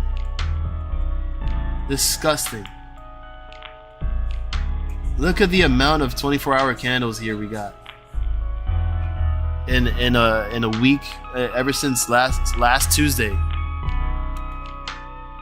Last Tuesday here, from a low of 542 and change, to now to a high of 561.67. So that means the Spy went up good 3.5% in 8 days, which of course that's a lot. But God, like, what is like? Is it me, or I mean, is the SPY like squeezing? Has it always been squeezing in front of our eyes this whole out, when you zoom out, looks like one giant squeeze here from freaking back in 2009 when the SPY was at 74 and change. I didn't even know that. I didn't even know the SPY was that low back in 2009. But from here to 561, especially this, because I mean, God, like what are we doing here? Look at the weekly chart RSI, and you could tell me from here, there's never, not one time since December 18 of 2023 has fallen below the 80 line on the RSI and try to pull back from there. Are you kidding me? Outrageous. Never seen anything like that at all. But I digress, because I know one day it's all gonna come together, and the real data is just gonna come out. Everything is gonna be exposed into the light, and oh my God, when the BRICS decide to not mess with the dollar anymore, all those currencies go back, and whatever else happens, allegedly, supposedly, in my opinion, I don't know what you guys think about that, but stop the cap. Stop the cap. Please. Please stop the cap. Please stop the cap. No. So let's look at the monthly. This is the monthly chart here. Okay? A monthly. Massive. It does look like it can actually continue. It could continue, right? Some are actually calling SPY to go up to 600. Have you heard that before? Right. So we're gonna look at the 4-hour real quick. What's going on? All right. Let me just reset everything here and see if there's any type or sign of weakness to come to the SPY. Sooner than later, I hope. What is this signal? Apparently, okay, so I don't know what this is all about. I keep seeing this little symbol here pop up, and it says here, probable long trading opportunity. Awaiting confirmation on the next candle, on the next 4-hour candle.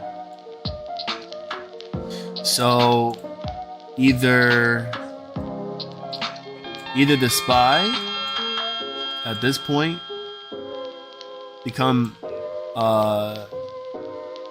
the evening star pattern, where you see the whole reversal back to the downside, and the next candle would be a large engulf candle. I mean, it would make sense, of course, if the CPI data actually, shows the real data of what's happening with inflation.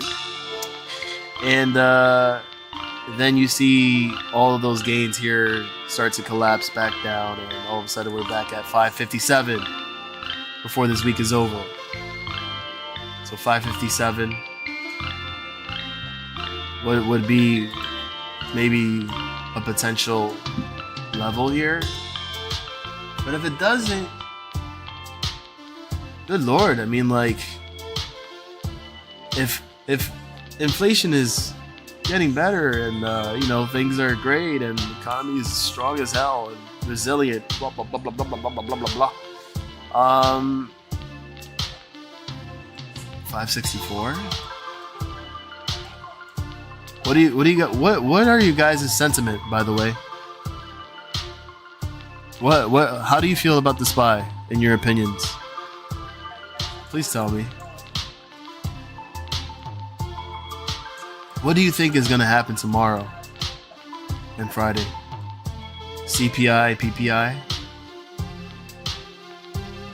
Will this be the moment where they decide to stop the cap and have a whole bunch of investors in there start to bail out and see this all come back down and collapse? And like, what do you think? You see, there you go. Oh, thank you to number 467 subscriber. Thank you for subscribing and for showing some love to the channel here and to the stream, man. Thank you.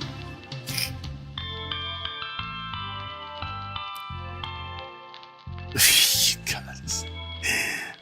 I think CPI will allow for C-men to move upward. I just hope you don't choke on the way up with all that semen in regards to the inflation report and when things happen. I don't think you want that to happen. So let's look at so we figure, we see this candle. In most cases, I don't know, either I would like to see an evening star pattern, so you would probably see the reversal. He'll come back to the downside and lose all this gain and come back down to this level of 558 or 557 and below, depending on what the data reads. If it does get a bad reaction, I mean, you have a chance of that to happen. Again, Chris Wilson says it better than that patience is key. Patience pays. Trust the process. All right, we still have a little bit more time before shit hits the fan, in my opinion. Right. So what do we see here? On the MACD, for example, I want to use this as an example. Okay. So if you think about it,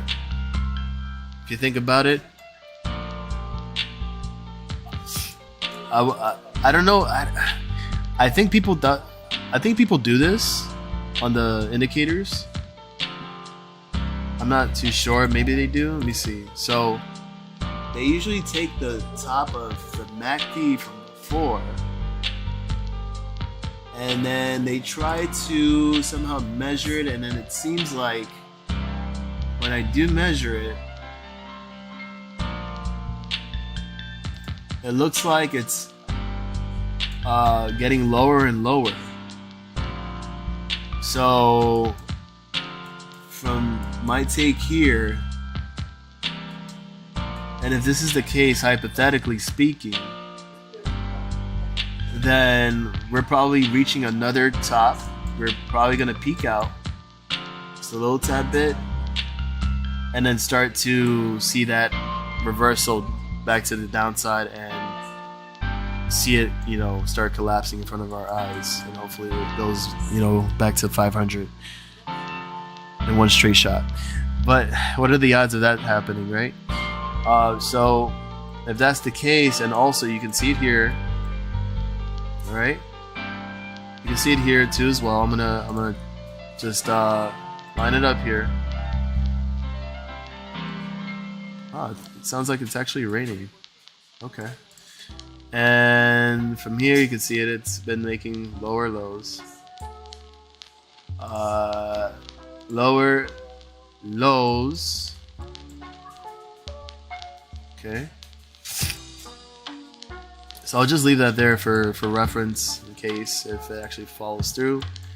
And in the RSI here, I know this is some deep hypothetical TA shit here, so have some, be patient with me, right, as we're closely looking at this. But you can see it here as the RSI is peaking out. At that last 4-hour candle here, you can see it pretty much here. The wick comes back down and then it starts to trade the next 4 hour and come down. So now you see the RSI trying to come back down. And if it does, maybe we'll see some downside. Here, 3. Okay. And in most cases, then the next 4-hour candle would have to be another red candle, and then to follow the RSI to try to cross under the orange line and probably see some type of relief and see this come back down. All right, because honestly, my sentiment is bearish. So we're gonna go look at the 1 hour real quick, see what that's doing. What do you guys think so far? Oh shoot, no, it's all good.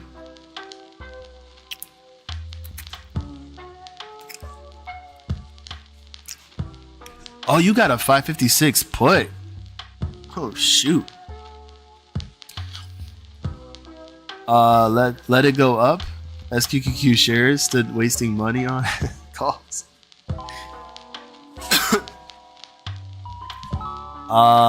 So I decided to take a position. I'm gonna be transparent right now with you guys. I actually decided to take a position for some calls for SQQQ expiring September 20th of this year. All right. So I am with it. I am with SQQQ. Yes. Here we can take a closer look at the hourly. As you can see, it did have a situation where it did want to jump right back over to this the peak of this candle here at 56126. It failed, rejected, and now it was making its way back down.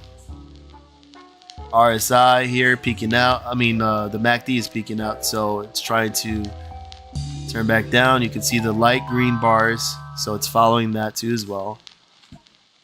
Bearish divergence, and hopefully that also follows with the RSI. So this is why it's always good to start from the larger time frames, right?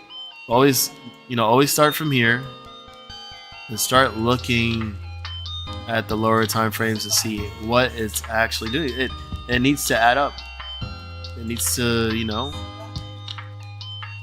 it needs to follow with your other analysis for the larger time frames to see if that's what's actually happening, if it's actually starting to cool off and now see a pullback potentially.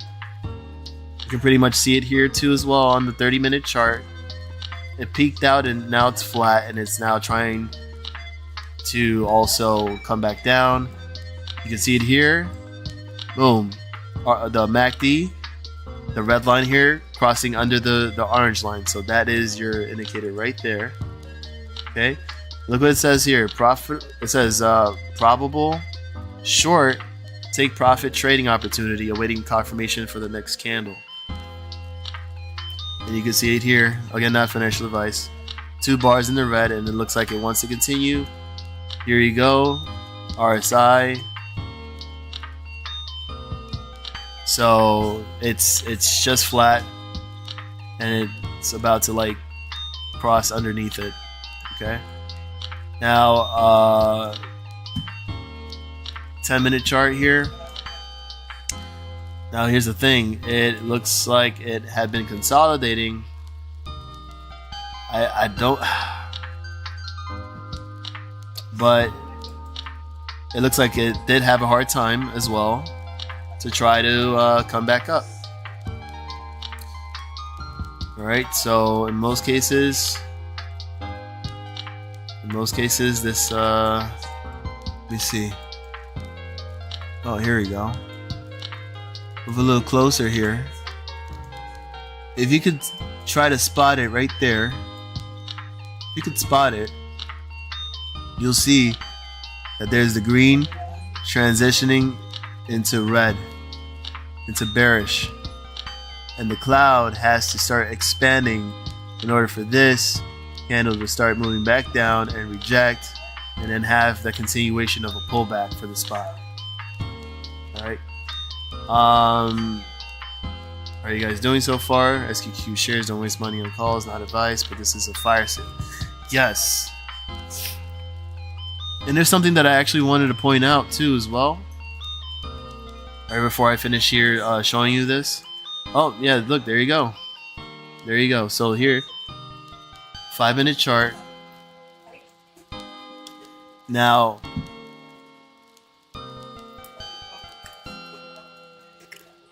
it looks like it wants to do a reversal for the MACD to start going back up. If it rejects, then it's in trouble. RSI. But the RSI though is still in overbought territory, honestly. And here's the neutral line here at 50.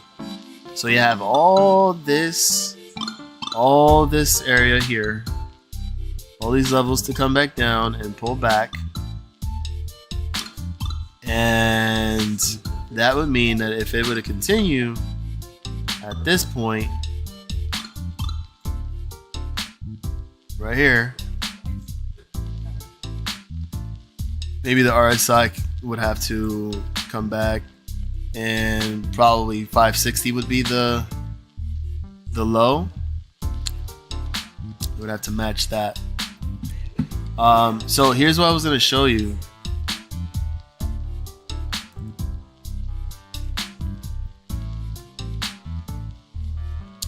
This is like considered scalping, but if you play it on the long term, then you would see that long term would be 564, bearish 557. Short term, longer term, way longer term, 552. Jesus. Okay, so here's what I was going to show you. I'm going to go into 4 hour for this,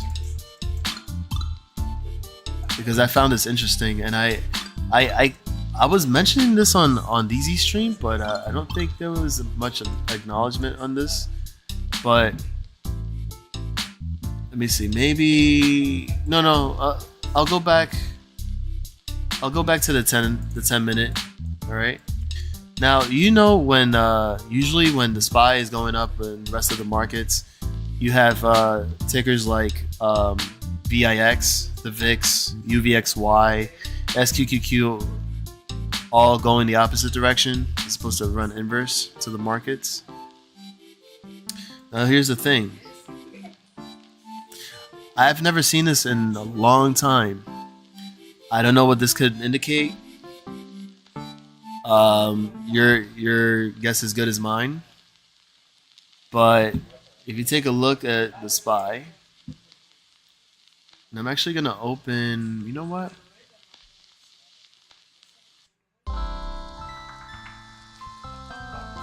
You know what? Let me do this on. I'm gonna do this on Webull. I think it's better because for some reason when I try to open multi-windows, it does not let me put different tickers on, and I don't know why. So I'm just gonna do this instead. Here we go. 3 charts. And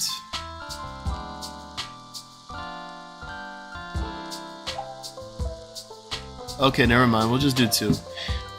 So SPY. We'll look at the SPY on the 5 minute. And then I want you to take a look at the VIX.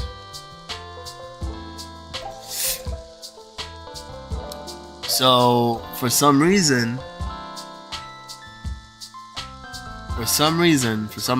I don't know why. Maybe you might know the answer to this. But yeah, the VIX was also up. Plus 2.72%, maybe almost 3% in the green.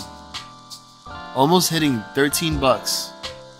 While the SPY was also rallying here. And I thought, for whatever reason, it would run the opposite direction. Unless there was a lot of volatility going on with the SPY, and maybe that's what caused the VIX to actually go up the way it did. I don't know. So I'm gonna go look at the UVXY, and you can see it here too as well. This thing made a huge U-turn, and mind you, look. Let's see, 955. So at the same time that the SPY was actually climbing, see 1055. We had a little pop here. 1050. SPY was gonna hit a reversal, and then we had a little pop here. Just random. Maybe it was a volatility thing. But as you got into 11 o'clock, SPY was going up while the UVXY was going down. Until 12:45, around here, SPY was still moving up, but all of a sudden UVXY hit a reversal and it started moving up too as well, along with the SPY. So what is up with that? And it's actually now consolidating at the same time as the SPY in the same algo. What's up with that? Your guess is good as mine. I'll compare this to SQQQ, of course. You already know this is moving inverse, and but here's the interesting part too about the SQQQ. Here in the 5-minute chart, we have been barcoding for a while. This has been nothing but barcoding this whole time. Let's see. Barcoding. SQQQ is just barcoding for a while now. Here, maybe some big candles here back in the 5th of July. But it was still selling off while the SPY continued to go up and up and up. Here, I guess there's more volume or more bigger candles, but I think that usually when there's barcoding, when there's massive barcoding happening and it still continues on and on, I think to myself, well, doesn't that usually imply that there's a possibility of something happening? So tell me about that. I mean, that's crazy, right? So if VIX is going up as the SPY is going up, UVXY is going up as the SPY is going up, I think we may have something going on here for sure. So CP lie, PP lie, because PP lie, they know they got a small PP over there at the Fed. So I think it's gonna be an exciting 2 days. You heard? So something is brewing. That's my opinion. And SQQQ already, you already know. Okay. I took position because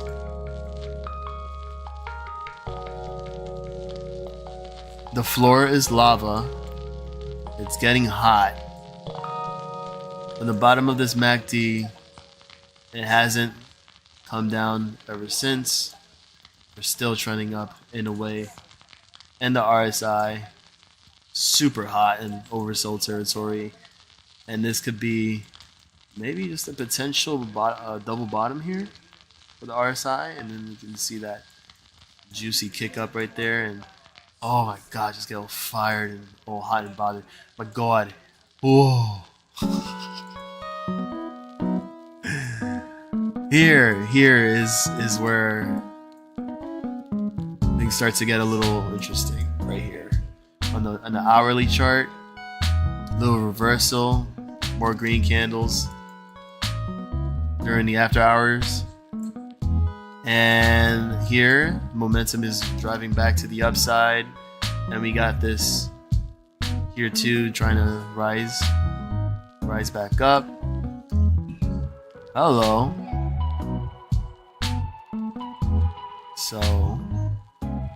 So 45, 30, 15. Just consolidating on the shorter time frames. Literally. So I want to say that this is considered the accumulation phase for the SQQQQ. Alright? So let's just leave it at that. You guys know what to do. I'm excited. Listen, if it holds up, oh, you best believe that, you know, next week I will average down in those SQQQ calls. All right. Again, not financial advice. Now, GME and AMC before I end the stream. I didn't see much of the action because I was working. But what the hell was going on today? Is there any typical reason as to why this was going down? Let me see. 7 hours ago.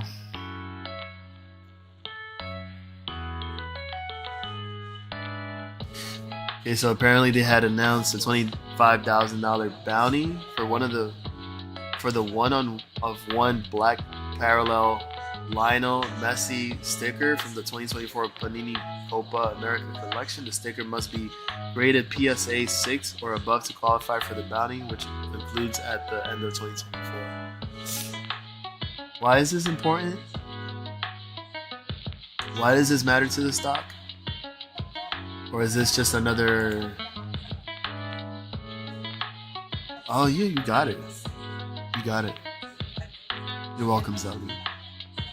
Big hearts, giant hugs.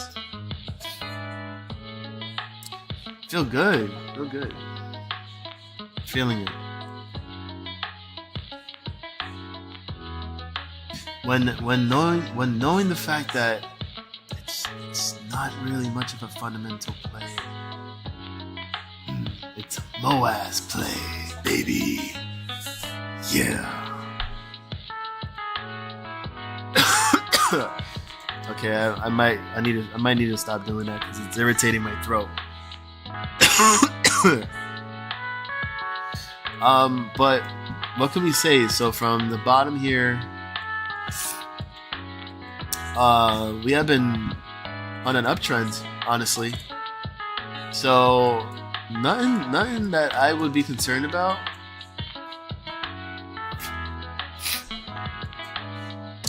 Because the trend it's still somehow moving in a direction.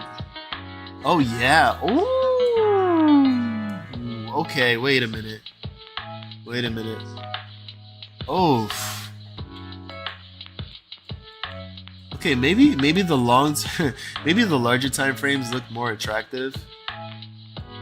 Because look, like the MACD here for the 24-hour chart, we got a crossover here. We got the green bar popping up here.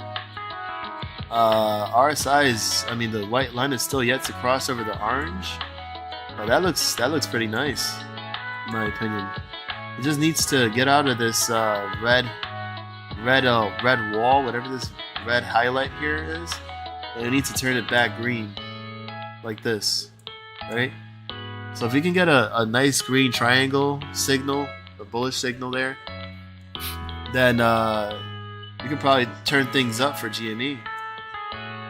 That's if the market does not react with like it's been doing most of the time, if you notice. Right? That's just my opinion. But as you know, and this is why I be telling, Zali, like, look, okay, look, no matter what is going on at the moment, think about what Spy is doing. Think about how it doesn't make sense that it's so freaking overinflated and so high and it's at all-time highs, yet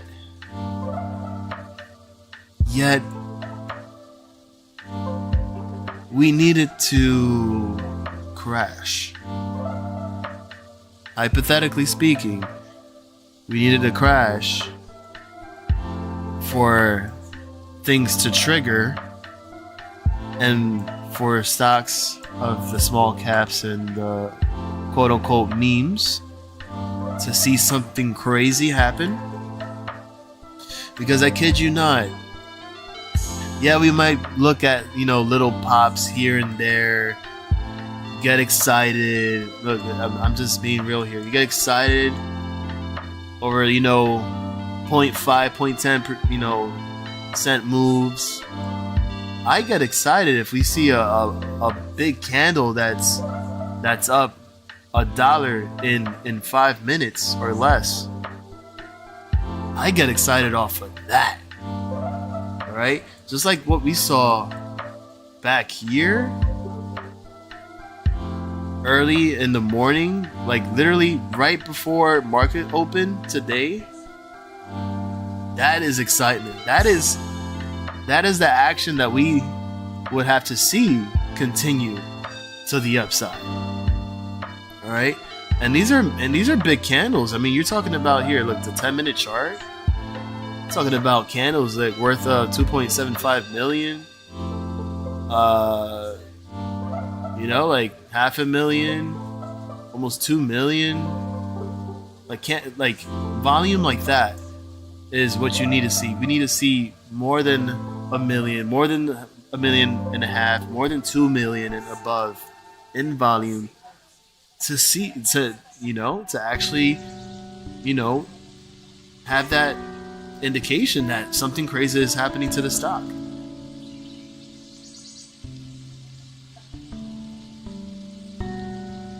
Okay? Like really.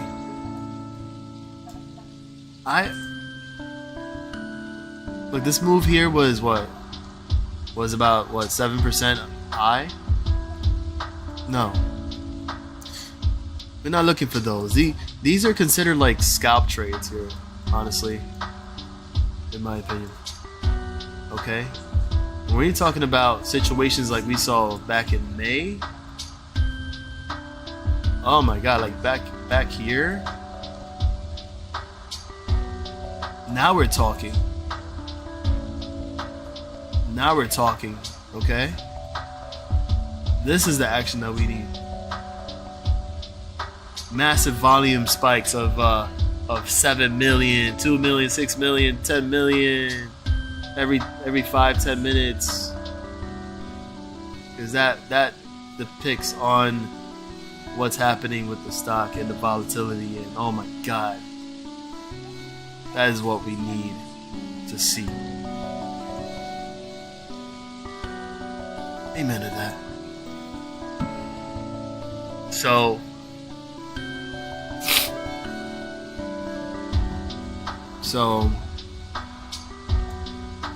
we need to see some crazy stuff happen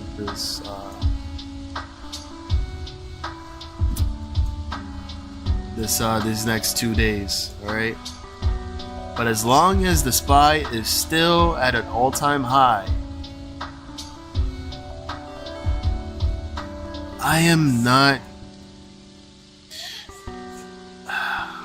I don't think it's time yet. Unless we see the SPY completely start to get obliterated And we finally see the demise of the spy, and and the rest will eventually follow through. In that order, baby. In that order. Okay? What is that? What? Yo, like, turn that down. Jesus Christ. And the same goes for AMC too as well. I don't know what happened to AMC. Also, I tried to look at the spy at the same time. It looks like there was no.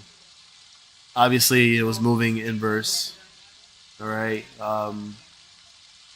So that's the same thing I'm talking about. And that's pretty much the whole concept. I mean, we want shit to hit the fan, all right? But as of right now,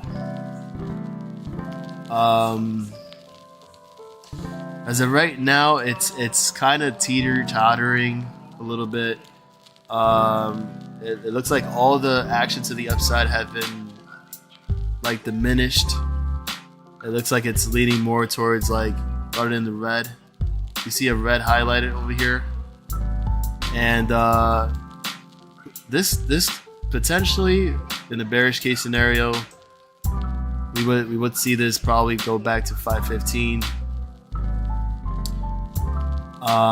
And the major support level would have to be around $5 around here. All right, so around here, 5. Now,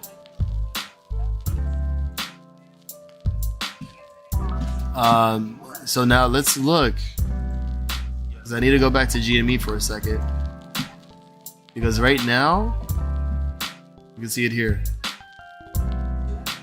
GME is now back in the uptrend since 5:35 p.m. Eastern time, and we had a little hiccup here at 25.21.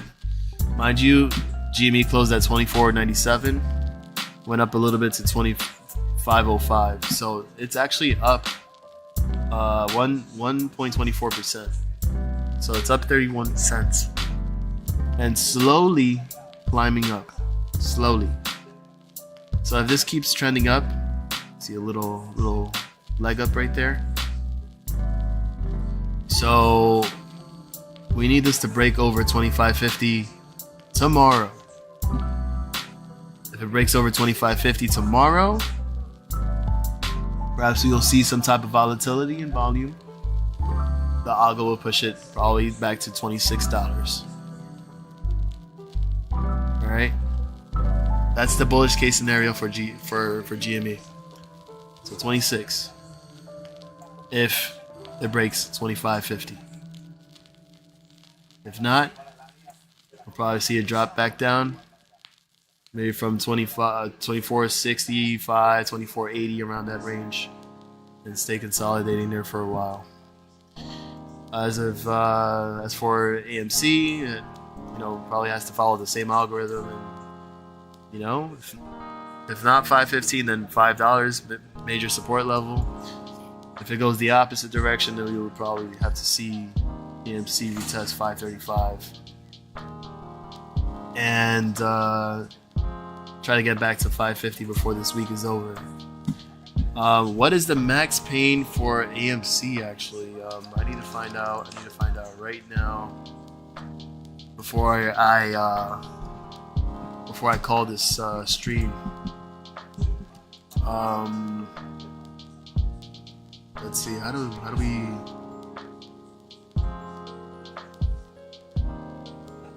Hold on. I think we go look at the options chain. Is it? Okay. Oh, okay. So max pain. Okay, so there you go. So max pain, not financial advice. Speculation here. Is at $5 for the calls expiring this Friday, July 12th.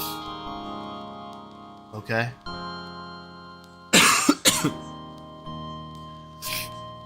And you have here. So we have a big amount of open interest here. 22,219 for the $5.50 calls, and the volume is at 15,856. So it's a decent amount of volume there, open interest, and the same goes for the $6 calls here at 17,232 with a volume of 14,825. But you already know. It says max paying $5. Who knows if they do their usual, my opinion, and they try to suppress the price and try to get those calls out of the money, and then we fall back, let's say back to like 5, maybe the battle of 501. Keep it there.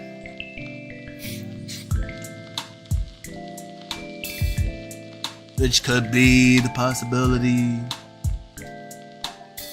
But this is why it's tough to. This is why it's really tough to play these weekly expiration contracts calls. I mean,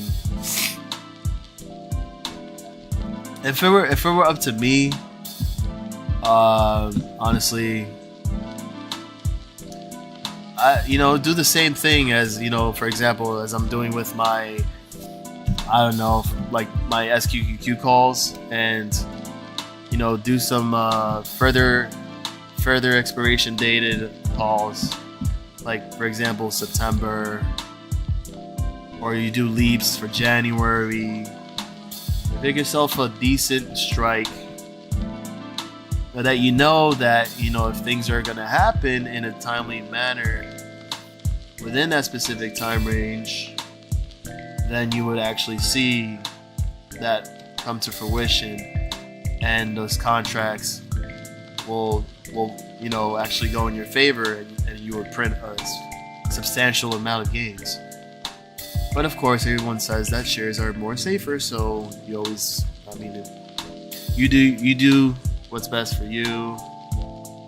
You're your own decision maker of your money and your investments, right? Not financial advice. You could always take the safer route. Of course, if you guys are accumulating shares, that's cool too. But the safer route for me when it comes to options is definitely putting yourself out, and getting in further dated expirations. Look at this. You got August 16, and this goes up to the $9 strike, and you got a decent amount of open interest at over 6,400 and a volume of over 1,100. And also for the $6 strike, got a good decent amount of delta. So even though it's a little more pricey, you do have a greater chance of profiting from these calls than, let's say, for the ones for July 19th, if the price action stays the same and the algos keep, algoing and stuff like that, and eventually, if you could take the safer route, I think that you might as well just do that. Let's see, September 20th. Wow, we're actually okay. I haven't seen this, but for the September 20th calls, we have a good amount of open interest for a lot of these strikes. Wow, okay, so everything from the $5.50 calls all the way to, okay, I want to say from there to the $10 strike. There is a good amount too as well for the $15 strike. You get more bang for your buck. And then on the $22 strike, You got an open interest of 12,116 with a volume of almost 1,000. But you can see a high concentration between the $5.50 calls and the $10 calls in between. So of course they're taking the safer route, and the delta is decently high. So that's a good bet right there. Not too much for December.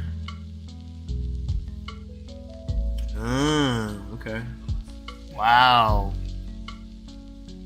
So look at the January ones here for the $27 strike. You got an open interest of 81,868 with a volume of 2,390. Got a lot of people betting on those strike calls. That's $27 strike calls. I never seen anything like that. Okay, so as of 2 hours ago, Zelly says there are 800,000 available shares to borrow on AMC. Jesus. What was it today? Was it like 3,400,000? I think that's the amount of shares that happened today, which is wild to me.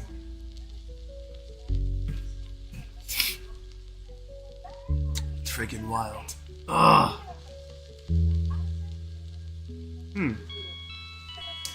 Bling. And I'll just look at the Junes and see what's going on here. Oh. Ooh. $15 strike calls for June 20th, 2025. Just 345 days away. With an open interest of 35,108 and a volume of just 95. Wow. That's nice. Okay. Let's go check what's looking like for GME.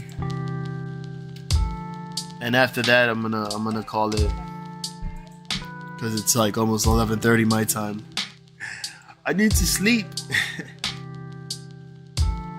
Cost to borrow is, geez, there's 2.5 million shares available for GME. So they're definitely stacking it up there for God. And then you said 500,000? Okay, 800,000 for AMC right there. Yeah, it was 3,400,000 today. Okay, so they had dropped some.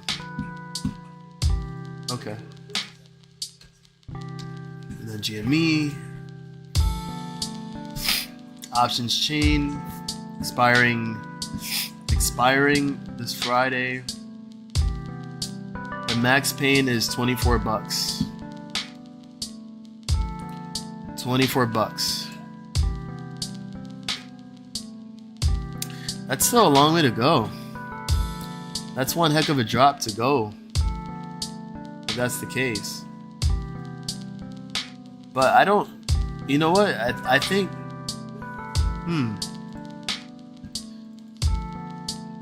you know what? Honestly, I don't think it will drop to 24 like that. No, it's not possible.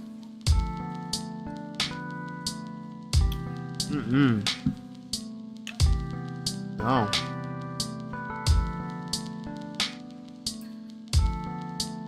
Because I believe if it stays above 25 like it's doing right now, there chances are that I don't think it will actually reach the max pain of $24. So that means the $25 calls expiring for this Friday. The open interest in the volume is pretty heavy, in my opinion. You got almost 16,000 in open interest and 17,578 in volume. So that's a lot of contracts in there that could potentially be in the money. And then you have the highest volume, the next highest volume here, the $26 strike calls with 20,636 volume.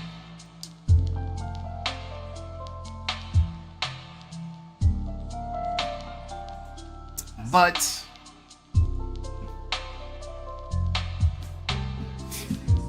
July 19 for the $30 strike calls. Look at the massive open interest and volume right there. 43,323 and 41,714 in volume. So that's a huge amount. I forget. No, because he got rid of his. Okay, never mind. He got rid of his calls. I forgot. But again, in that case, that's tough. It's tough.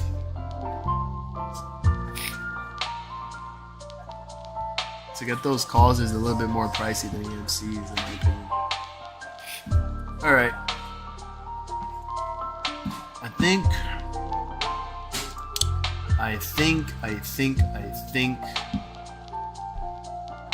What the hell? Oh, he got stung by a bee. I keep messing with those bees, idiot. Call your father. Oh, look at that.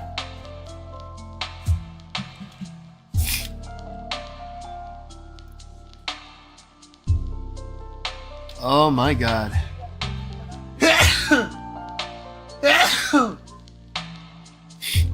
Oh, sorry. Excuse me. So, as of oh Lord. Okay. So it looks like, apparently, according to what this guy is saying on his post, lots of hedges, puts covering CPI tomorrow. Look at the sweep here. 565 strike, 560 strike puts. You got this going down to 557 puts. Hello. Oh my god.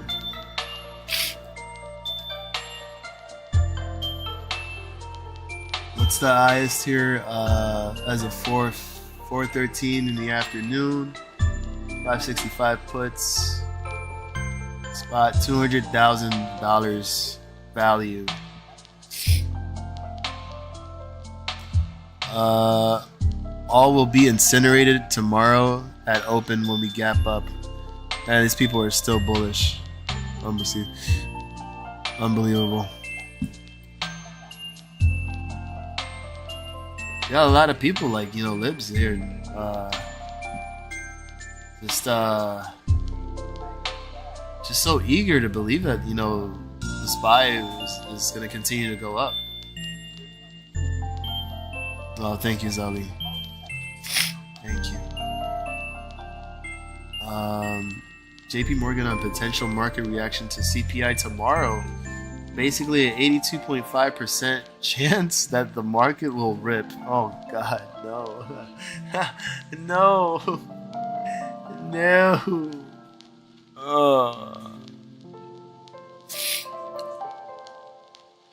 I don't know. Maybe you're just bull trapping people.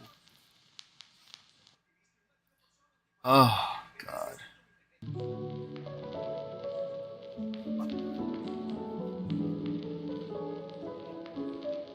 All right, let me go to the calendar real quick. Thursday. Hello. Huh?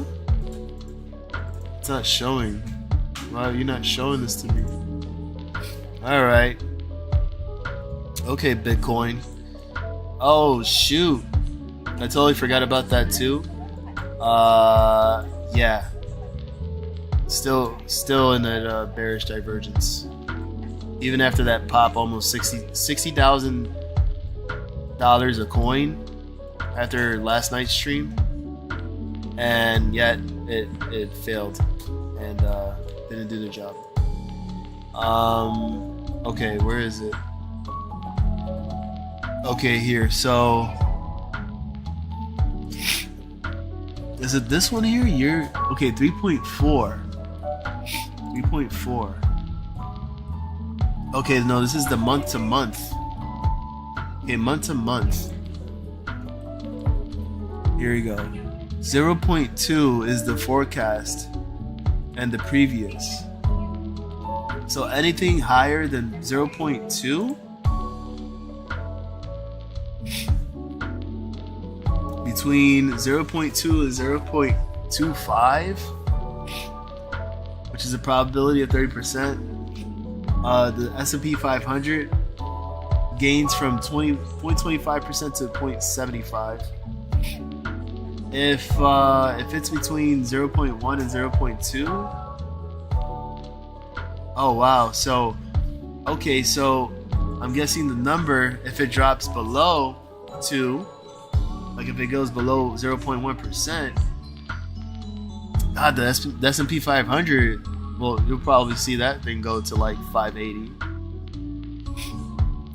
But in order to see some massive downside potential here, we got to have we gotta have it beat the forecast over 0.3%.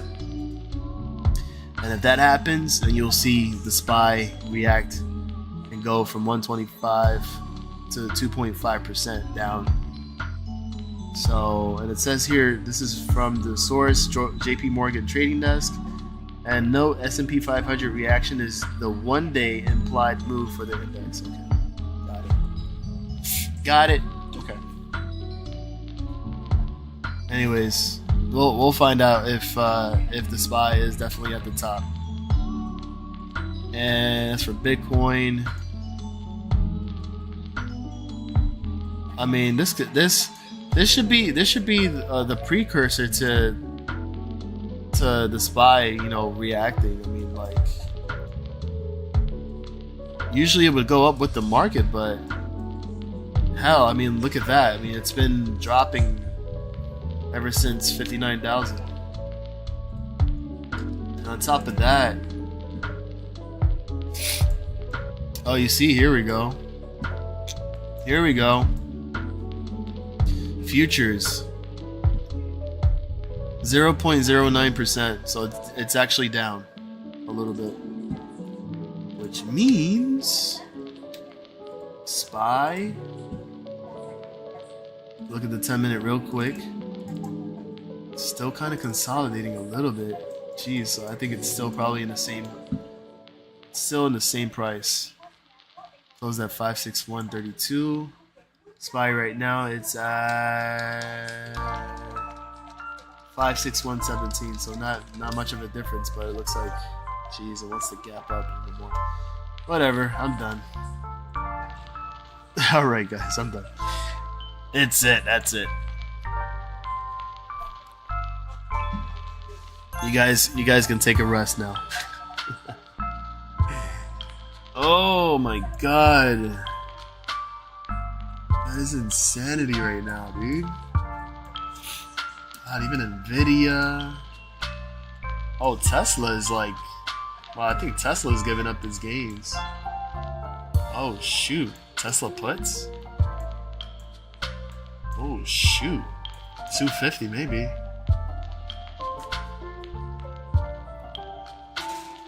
Alright, let me stop before I go crazy. Alright, y'all. So that's it. That's your huge update here. Even though the stream was supposed to take like what, maybe 2 hours. I added an extra hour. It's been 3 hours so far. But anyways, that's your little update for those tickers. I will be leaving chapters, timestamps just in case. All right. Jesse Jesse's working, probably just, I don't know. Hopefully she didn't fall asleep to the music as she's making calls. Roadside assistance. But shout out to her. Anubis Gaming, Johnny Rodriguez, Mark Maddox, Mark R, Over Moistened Meatloaf, GCA, thank you for coming through. I think I've seen you. Maybe you came through once or twice. But appreciate you for coming by. Chris Wilson, thank you. Fishy Friends. Much love, man. Travis, you already know. Mark, let's see.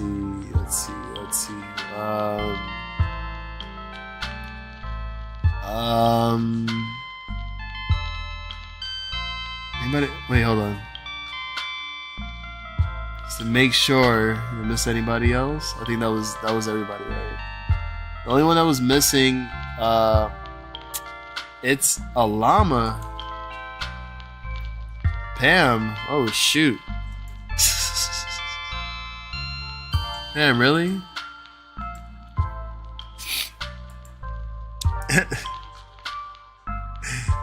You missed a whole bunch. What's up, Pam?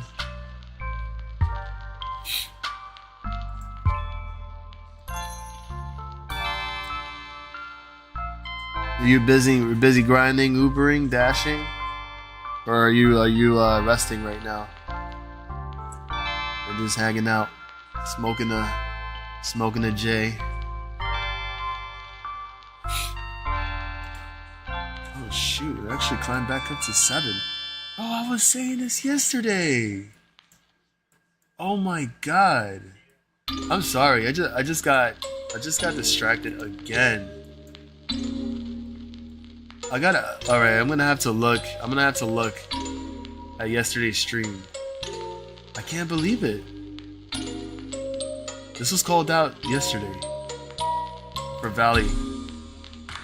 And this literally just went up with the SPY and everything, and all the other banks climbing with it as well. Wow, it actually reached $7. Can't believe it. I can't believe it's not butter. And that, well, good music. Got subliminal line trades. Yeah, so you got some subliminal line trades, all right? Not financial advice. Keep it in the back of your subconscious mind. Meditate. Have a great night. Sleep well. I'll be at the DZ stream, and then we'll talk more. I'll definitely stream tomorrow for a little bit too as well. So if anything, I'll see everybody tomorrow. Yeah, enjoy the rest of your night. Yeah, everybody, much love. Giant hugs, big hearts, and oh my god, my ass is flat. And we'll see you tomorrow. Good luck tomorrow, all right, for CPI. Good luck tomorrow in the markets. Please, and remember, again, everything that was being said in this stream was not financial advice, all right? It's just strictly in our opinion. Having fun in the chats, observing, doing some DD, hypothetical TA. You already know how it is, okay? And you're your own decision maker of your money and your investments. As long as you're trading safely, you know your levels and you know your risks. As long as you're making money, and that's what matters. All right? So, that being said, take care of yourselves, be safe, and we'll see you in the next stream with yours truly, Zelly.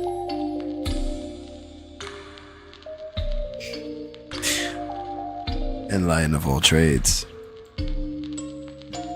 Thank you, Zelly. How can I forget the one and only? And hope to see you tomorrow too as well. Enjoy the rest of your day.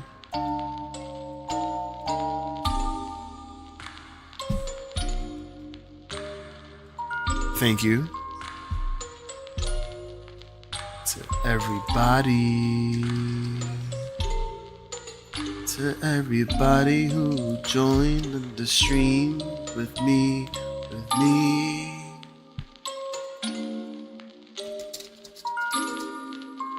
Feeling the peace, manifesting all the millies, millies in the bag. Da da da, da da da da da, da da da da, da da da da. Da da da da, do do do do, da da da do do do, da da da da. Marquita para siempre, corazón. Thank you.